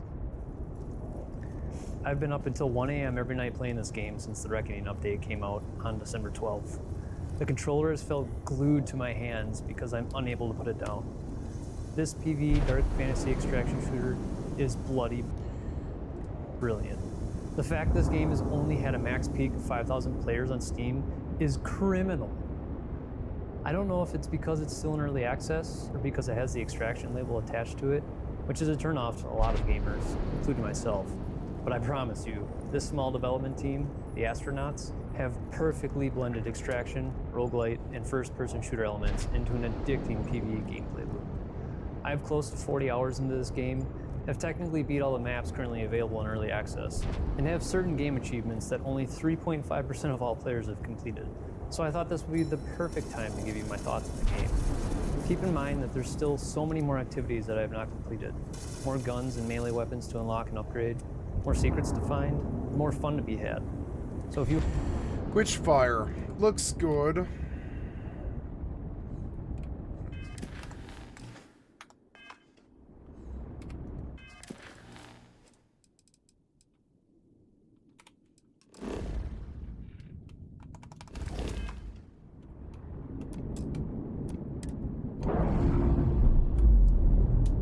If you were on the fence about buying this game because it's in early access, I wouldn't worry about that, because there's plenty of content to get your hands on. If you've already bought it and played this game, I'd love to hear what you enjoy. It's a pretty or game. Don't enjoy about it. Why don't you let me know down in the comments below. What matters most for gamers is gameplay, and this is one of the many areas where Witchfire absolutely shines. You play as a witch hunter called a Prayer, who is a magical immortal being anointed by the Pope himself to seek an artifact that could end the war that rages on between witches and remnants of humanity. Playing as the Prayer, everything feels so smooth, seamlessly going from first-person shooting to using magic, to getting up close and personal with a melee attack, then dashing back out before taking damage. For movement, you have a sprint, dash, slide, and a double jump. Similar to Souls-like games, these actions use stamina, which if you use too often, you can completely drain yourself and leave yourself vulnerable to getting smothered by enemies. Yeah, it looks good. I'm gonna put it on the wish list. Nice. Something actually maybe potentially good. I don't know. I think I had this game on wish list already. $32. Yeah, I think I do. I think I'd turn this down. It's single player, is it? Ooh, yeah, it's single player. One friend wants this game. Yeah, Witchfire. Yeah, Witchfire is good.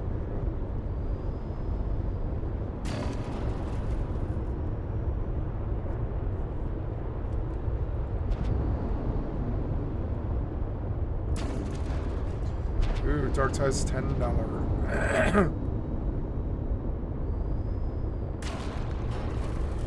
Boing. What is boing?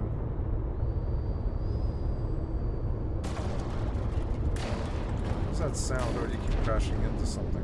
Okay.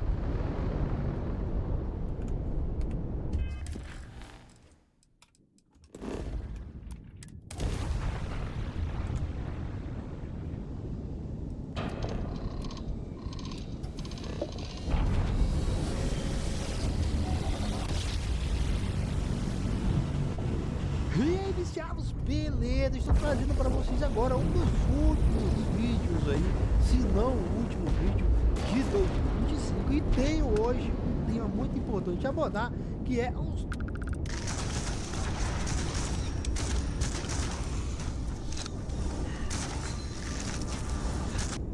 Thank you to FlexiSpot for sponsoring this video. Final Fantasy's history is a wild ride. Initially a last-ditch effort to save a near-bankrupt developer, it has now blossomed into a full-blown empire, with 16 main entries, myriad remakes, and dozens of spin-offs. In recent years, though, the series has undergone a huge metamorphosis, and Final Fantasy XVI, while containing many of the same themes and motifs of the series as a whole, is almost unrecognizable from a combat perspective. So much so that many hardcore fans of the series have declared it not a real Final Fantasy. Rejected. And by many hardcore fans, I mean me. Any objections? However, no matter how much I deny it, it is a Final Fantasy. And in this video, I'm going to discuss the complicated maturation of combat in Final Fantasy, its towering peaks and abysmally desolate valleys, and most importantly, my predictions about the cloudy future of combat and gameplay in this series. And spoiler alert, my outlook is slightly grim. And by the end of this video, I'll answer the question: has Square Enix ruined Final Fantasy's combat? And will they be able to rescue it and bring the series back to its former glory? The original Final Fantasy, despite being released on the NES, was monumental and featured many core mechanics that would become series staples. The general structure of combat was literally just taking turns. The speed stat determined who would act first. However, there was some randomness involved to adding spontaneity. No matter their speed stat, though, every unit in battle would get one action per round. This consistency could be incredibly punishing, particularly for the game's strongest enemies, but it still felt fair as combat was reasonably predictable. The game also introduced Final Fantasy's first jobs. At the beginning of the game, each character is assigned one of 6 job classes by the player. These jobs would determine the base stats and abilities of the 4 heroes of light, and as characters level up using experience, each character becomes stronger incrementally, a classic RPG mechanic. The jobs can also be upgraded later in the game, gaining enhanced battle statistics and new skills. For example, the physically attacking warrior can become the knight, gaining the ability to also cast some white magic. Thieves can become ninjas and acquire some black magic. Red, white, and black mages start with the ability to cast magic, but will then be able to cast more powerful spells in their mature forms. And do you know what else just reached its ultimate form? My chair. I've been looking for a new chair for a long time. I work in my chair 5 hours or more every day. Sometimes my chair makes me so uncomfortable that I have to take a day off. FlexiSpot sent me the C7 Max, an ergonomic gaming chair that focuses on sacral support, and the backrest can be adjusted to fit your height, meaning this really is a chair for all gamers. The memory foam on the seat rest allows for 12 hours of comfortable seating, the 5D armrests have height and rotation mobility, the footrests allow for crisscross applesauce seating, and best of all, the chair reclines. Look ma, no hands. Setting up the chair was super easy, and it's a huge improvement over my old chair. Use my links in the description-do along with my code C750 to receive $50 off your order. FlexiSpot has a 30-day return policy, making it a risk-free investment, and with their 10-year warranty, they'll directly replace any damaged parts. Make a long-term investment in your comfort with a C7 Max gaming chair. Thank you to FlexiSpot for your support, and let's get back to talking about the evolution of jobs. Jobs, along with their upgrades, add crucial flexibility to the game. The player can mix and match from jump to create a team that there's a quick aligns with save. their play style. Maybe that'll Create a save party me. with multiple different jobs if you crave balance, or a team of 4 black mages if you love burning, freezing, and shocking stuff. Or you could create a team of 4 white mages if you truly hate yourself and don't want to do any damage ever. This flexibility creates replay value. The concept is reasonably self-explanatory, but replay value is the value the player gains by playing a game a second time. And it's certainly possible for any game to have replay value, as evidenced by the speedrunning community. But there are many specific ways that developers add add replay value to a game. Multiple endings, New Game Plus, and difficulty levels are 3 examples that come immediately to mind. But the job system in the original Final Fantasy is one of my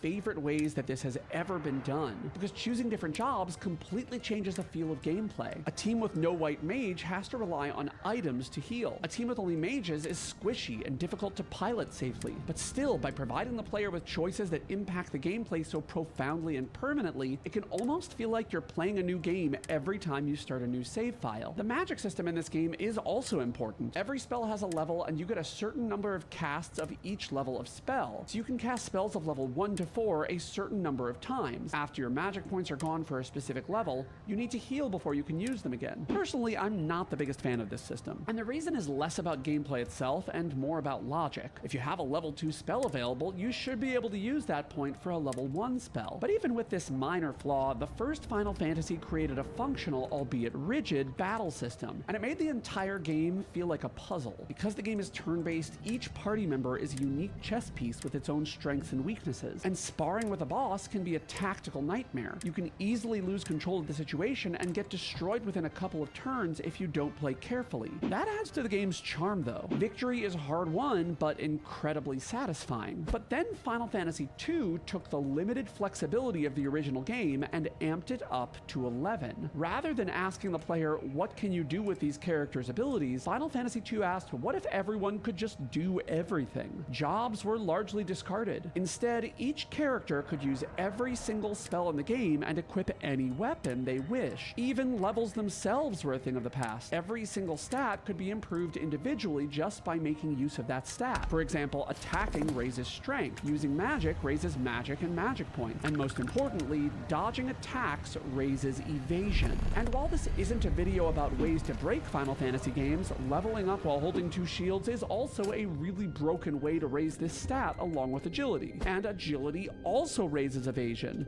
Completely busted. If you're a casual player though, you might not even notice these mechanics, and that's both a strength and a weakness of this system. By removing the experience system, the game might feel like less of a grind. However, to me, that feels more like a drawback. I appreciate transparency. I want to know not only that my stats will increase by using them, but also when they'll increase and how much work I need to do to get there. When I played Final Fantasy II, I felt like my agency had been stripped away. If I couldn't beat a boss, I knew I needed to grind, but I was just never sure how much. And I hate that feeling. Whereas in the original installment, I could see exactly how much experience I needed to reach my next level. I'm also mixed about the fact that guest characters, unlike the main party, are essentially just placed into jobs. Not literally, because jobs don't exist, but Minwu, for example, is very clearly a white mage. He has a ton of powerful white magic spells and very little physical ability. Joseph, or Yosef, is built as a monk with high physical ability. And perhaps these characters are just meant to illustrate how you could build a character to fit a specific role. But to me, these side characters exemplify the problem with the game. Having no guardrails for characters is like being a kid at Chuck E. Cheese with a bottomless soda cup. When you mix all the sodas together, they just blend into a sweet caramel-covered mess.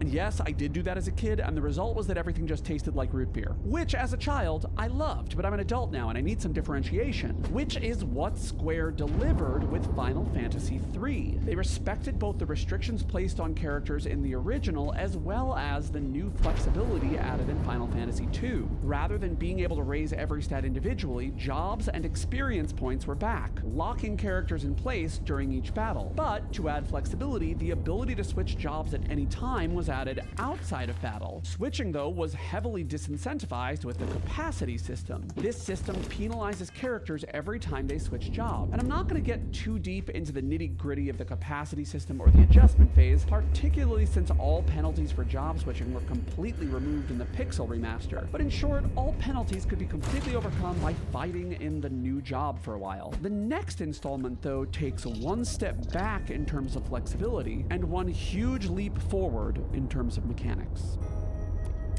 Final Fantasy IV's combat was host to many smaller changes and one huge bombshell. First, while the first 3 games only allowed 4 characters, Final Fantasy IV allowed 5 characters in a party, and it also expanded the roster to include a number of mandatory but temporary teammates. But that's not too revolutionary. Final Fantasy IV also removed all character flexibility, giving each character defined abilities based on level. But with these more rigid boundaries came hybrid roles. Rydia started as a white and black mage, but eventually replaced her white magic with summons. Rosa filled the role of a white mage and an archer, and Kain slots in as a dragon and a colossal. And while these hybrid jobs aren't completely revolutionary, FF1 had some jobs that could do multiple things as well. They were a refreshing change of pace from the prior installments, and I'll circle back to those later, because Final Fantasy IV had one more trick up their sleeve that would change everything. That's really dramatic for no reason. Okay, but for real. Be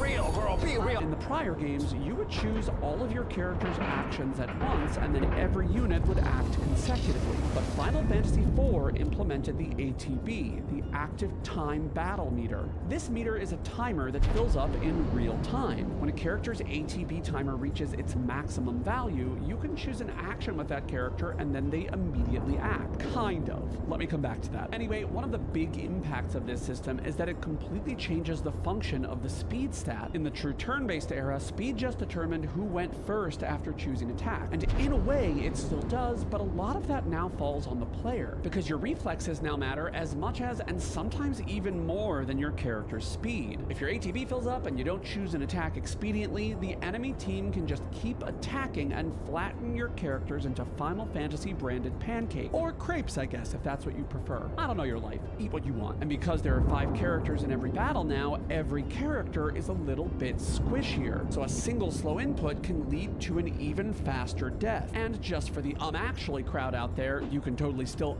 actually me if you want, but I want you to know that I'm thinking of you and I love you. An ATB system is technically still turn-based. Each character still takes turns. It's just the way those turns are selected and executed that are different. And as I mentioned before, usually characters act right after you select their move, but sometimes acting actually means waiting. Let me explain. Many skills, specifically magic skills, have a charge-up time. After you choose them, your character has to spend a little bit of time, or a lot depending on the spell, focusing on the spell so they can cast it. Or maybe they're just like chanting the words necessary to cast the spell. That's what it looks like anyway. Listen, I'm not a witch. I don't know how spells work, okay? But witches, leave me a comment. Importantly, what this all means is that when casting a spell, your mages, usually the most squishy units in your party, now have a new obstacle to overcome. They can now be killed while charging up for a spell. And as I alluded to, the time necessary to charge up varies for each spell, with the most powerful spells having the longest charge time. Sometimes absolutely stupid long. So long that sometimes the enemy will get like 2 attacks before your mages cast their spell, bringing you back to square one. In addition, some of the actual most powerful spells in the game can be cast only by the twins Palom and Porum with Twin Cast, an ability that forces them to combine their powers to cast one spell but share the MP cost. And if just one of them dies, the spell is cancelled, amplifying the issue. Ultimately, the point is that the ATB system created a hybrid between a true turn-based system and an action-based system. Yes, it's still turn-based, but your reflexes and mental acuity matter in equal measure, since you can just get wiped if you don't act. I think of true turn-based combat kind of like the game Mancala. If you haven't played the game, it's actually really cool. The board has 14 wells. If you put a bead into your large well, you score a point. And because the game is turn-based, there is always an ideal move. You have as much time as you need to calculate the ideal move, and your move gets executed immediately after being selected. The ATB system, however, transforms turn-based Mancala into lightning-fast blitz chess. And the complexity combined with the urgency, no, the emergency of selecting moves is exhilarating. Whereas true turn-based sometimes feels plotting and overly analytic, the ATB incites... Yeah, and 6 was the last time this was good. 6 had a really good, genuinely good, like, you know, battle system. Though it did get kind of busted down to Chainsaw, though. Chainsaw broke the game. But I mean, like, other than that, like, you know, if you stayed away from that, you know, it was a normal RPG and it was very good. I miss old Final Fantasies like this because if you notice, it kind of has like a Rust feel. You have the castle, you go out, you've got to go forage around, look for mobs and get XP and gil and stuff. And then you come back, you spend it at the castle, and it is kind of an extraction NPC, or sorry, it is an extraction game in some ways. Because the further you get from the castle, the less likely you are to make it back because you run out of items. Or at least, like, that's how it's supposed to work. And then if out there, and like, you can only save in the towns. So it was originally a very good extraction RPG in some ways. Delightful panic and chaos, like eating a chili pepper, forgetting to wash your hands, and then massaging your... Meeting the excitement of the ATV head-on is a hard task, but Square upped the ante even more with Final Fantasy V. Square took a step back from flexibility in Final Fantasy IV, but in Final Fantasy V, the pendulum swung all the way back. FF5 also has an ATB, meaning you still get that same urgency you get from Final Fantasy IV. I think 12 was but their in this last game, the box of truly tools available good is game. wide open. Like, 13 still counts. I think 13.1 still counts. I don't think 13.2 or 3 does. 12 and 13... are like the last, well, I don't know, 15 is a good Final Fantasy game, but I don't know if you could call it, like, does Final Fantasy 15 actually have, does Final Fantasy 15 have turn-based combat, or is it all active? I can't remember.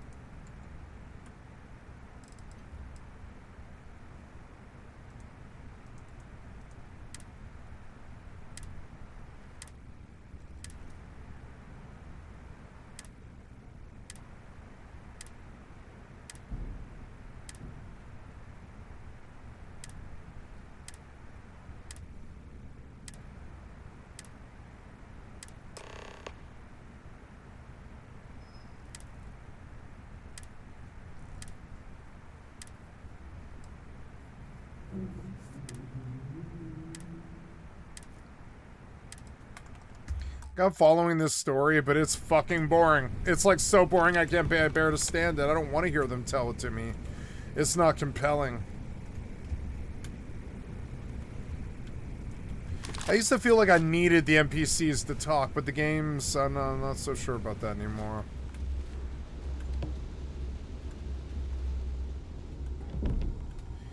Yeah, wasn't there like a magazine on her table?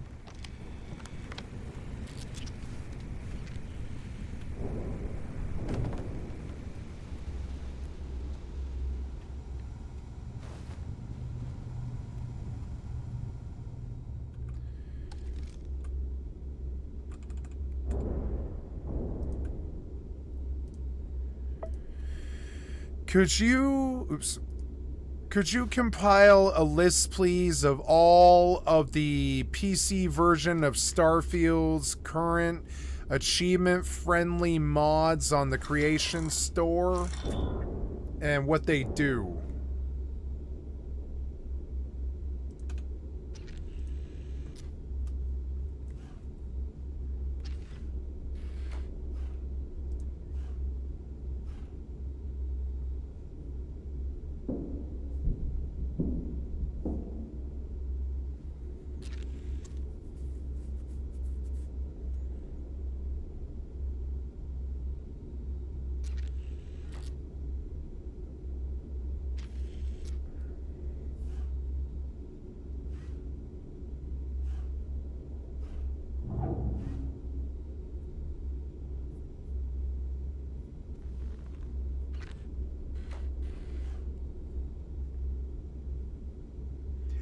Oh, yeah. You know, I have all that Astra, and apparently you can use that to roll for weapons.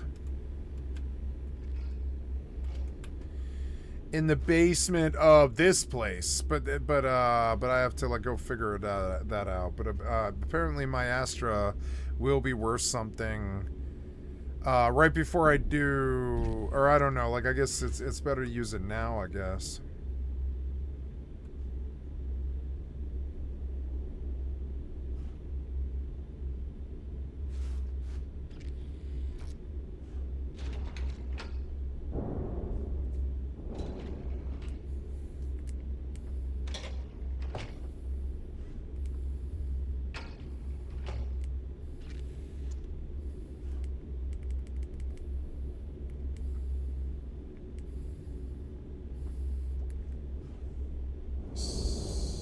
One is useless. On to the next.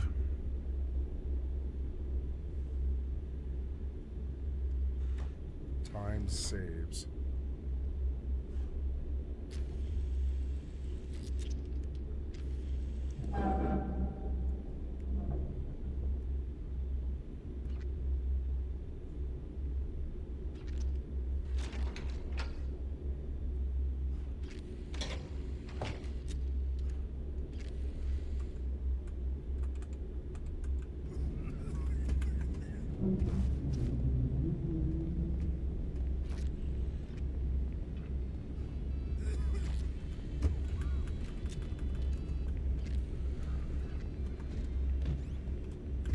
Well, I need to go loot my safe, but let's go see if I got a truck.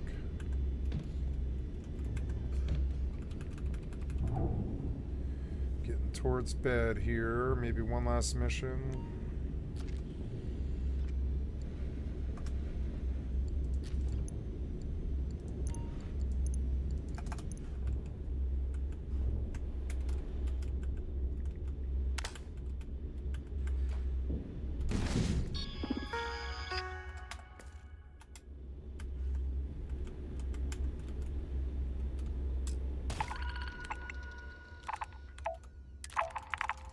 Wait, these boards are different?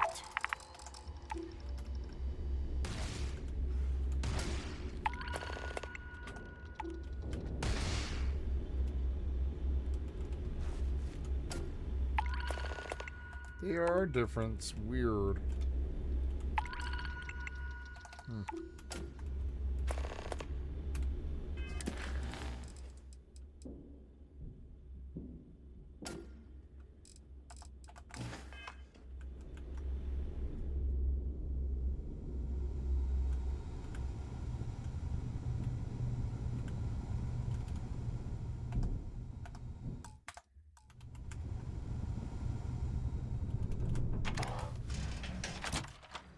Hey, finally caught the mission I wanted. Yay.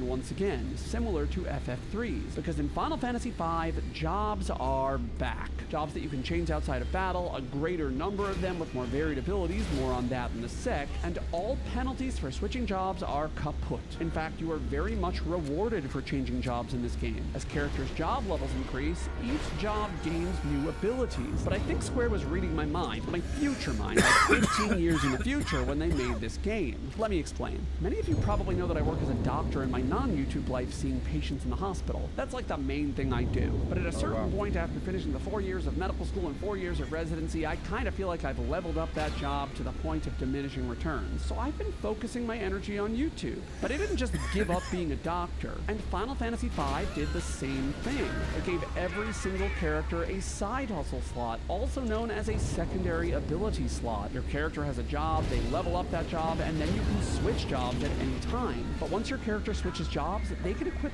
one ability from another job, allowing them to fill multiple roles. So if your white mage has enough levels, they can then become a black mage and equip that healing magic as their secondary ability. Or you can turn them into a physical attacker and do the same thing. Or even better, if you master a bajillion jobs and then have nothing more to level up, you can switch your character to a freelancer. The freelancer can equip any equipment in the game, can equip 2 abilities from any class, and most importantly, gets the best stat from every job you've mastered. They can literally do any job just as well as the other jobs you've mastered while also removing all of their vulnerabilities. And just to give what I think is the strongest example, if you master Black Mage and Monk, oh shit, the pronunciation police. I made this video about the best M word in Final Fantasy and the pronunciation police got on my ass. Specifically about the way that I pronounced Fist Specialist. But anyway, I'll link it in the description, so just comment there about that, and we're gonna just choose a different example. Let's say you master Black Mage and Knight, and then you switch to Freelancer. Your character will have a high magic stat, meaning they can still You're a doctor and you say monk? Or whatever spell you want, but they'll also have the HP and defense stat I hope from I don't the get him. Knight. So the squishiness of the Black Mage is gone, the bad magic stat from the Knight is gone, and the best components of both jobs married to become greater than the sum of their parts. By the way, speaking of jobs, please subscribe to the channel if you haven't already. As I alluded to, I spend most of my time working on YouTube. However, I am working hard to make YouTube my full-time job, and support from you, the audience, is extremely important. He hates his doctor job Specifically the support because he from can't my stop channel thinking members, about the Final Fantasy instead of playing. $5 a month to get instead of early doing his access to job, my content probably. and to help me make more of it. I'm I can literally relate. making a feature film-length challenge run every single month. Having I'm the not mocking consistent him. income from channel members really helps when I publish a video that the algorithm says, nah, we don't think people really want to watch that as much, like my Expedition 33 challenge run. You know, where I beat the game with only my L, and then the bajillion dollars that I have to pay to my editors makes me feel sad. Only your L?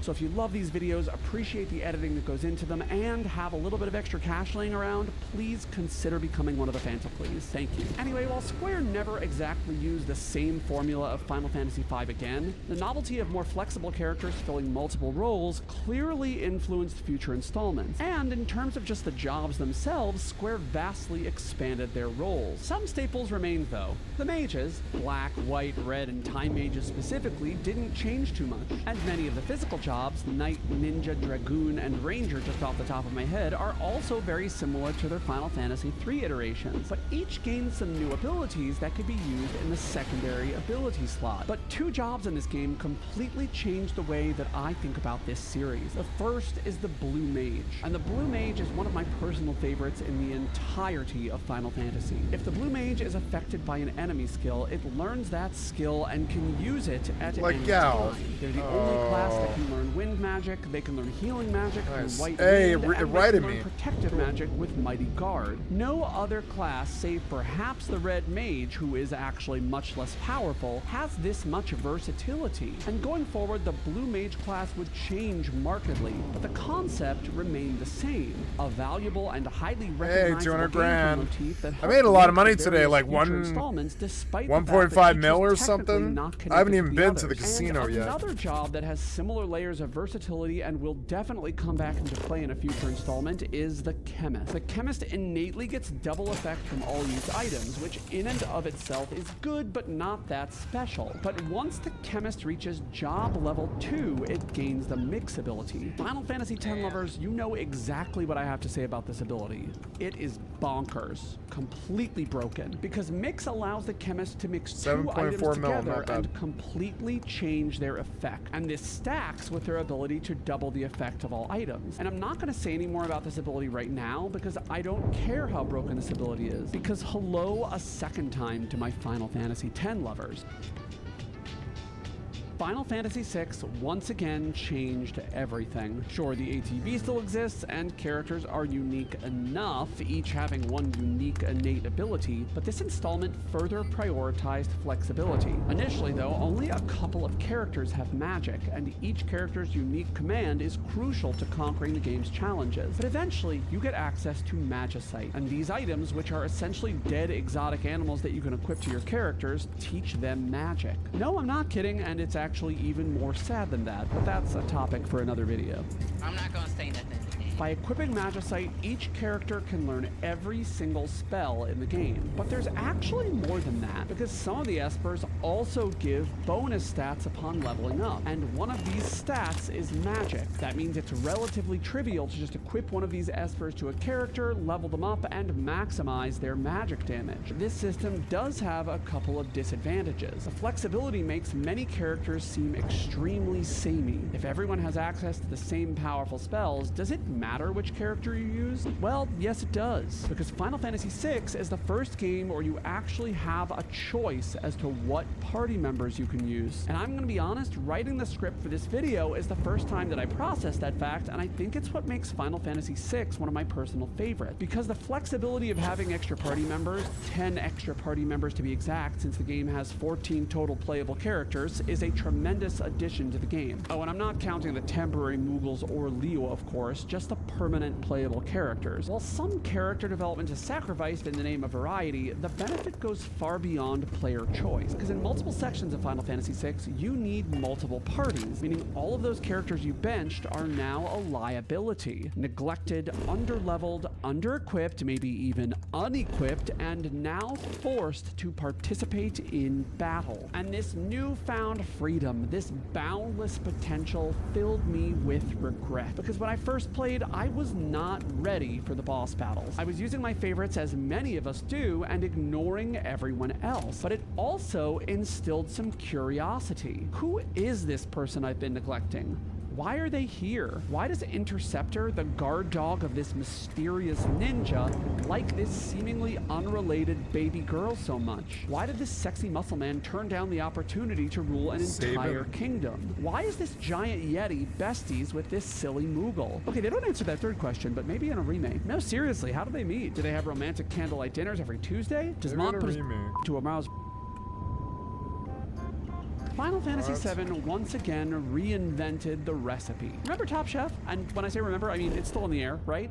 Isn't it? Oh wow, it's still on. Okay, well, let's talk about Top Chef. For those of you who live under a rock or a frying pan, this is the reality television show in which chefs compete to make the best possible dishes. The show itself is clearly not the topic of this video, but what I want to talk about is this one type of dish that the chefs make on the show, the deconstructed dish. Think about a dish like clam chowder. The whole is clearly greater than the sum of its parts. The clams, the cream, the potatoes, the oyster crackers, which honestly are 100% necessary. Don't argue with me about this, I'm right. The summation is a rich and savory dish with fantastic texture that is incredibly satisfying. However, the dish's preparation makes the individual components unrecognizable. But when a chef deconstructs a dish, they take each individual component, separate it out, and experiment with flavor and texture to create a wholly new dish out of the components. So you might deep fry the clams, create a whipped cream that you add to it, and then a bacon ice cream to go on top. Okay, I'm not a chef. This would not make a good deconstructed dish. Please don't try this. I do hope, though, that I've gotten my point across. Separate out the components, do something new with them, and create a new unified dish in which each component is more individually recognizable. And Final Fantasy VII did this with materia, little colored balls that you can equip to your characters to give them all of the abilities from the prior games. Magic, stealing, throwing, raising stats. You can connect two materia to modify the ability to hit all enemies, or make one materia act as counterattacks. There are literally millions of ways to combine these little danger blobs to make your characters unique. The trade-off to this system, though, is that the characters are now even more interchangeable than in Final Fantasy VI,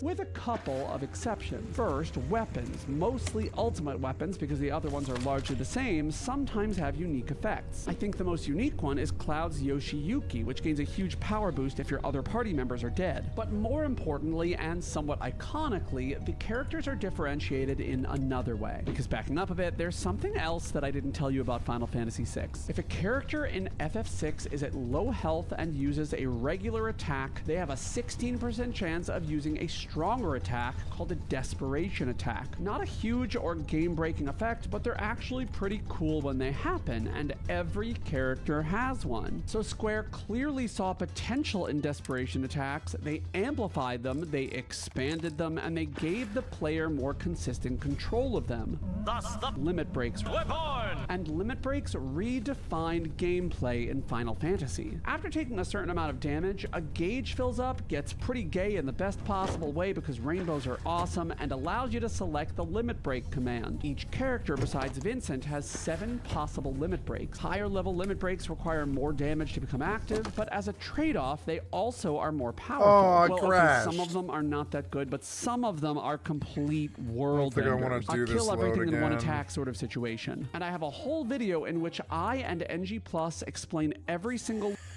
This goes on, and I don't really like his pacing that much. I'm gonna get off it.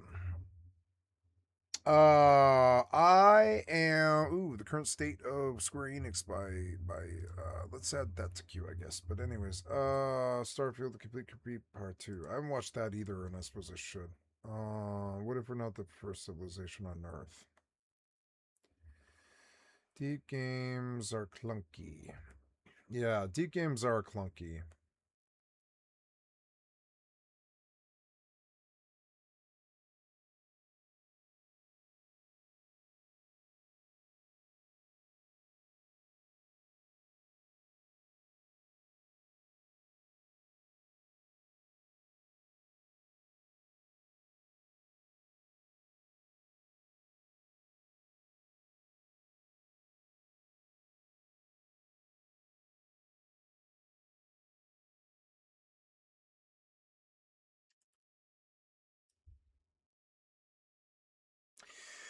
Okay, guys, I'm going to stop here. I'm going to bed.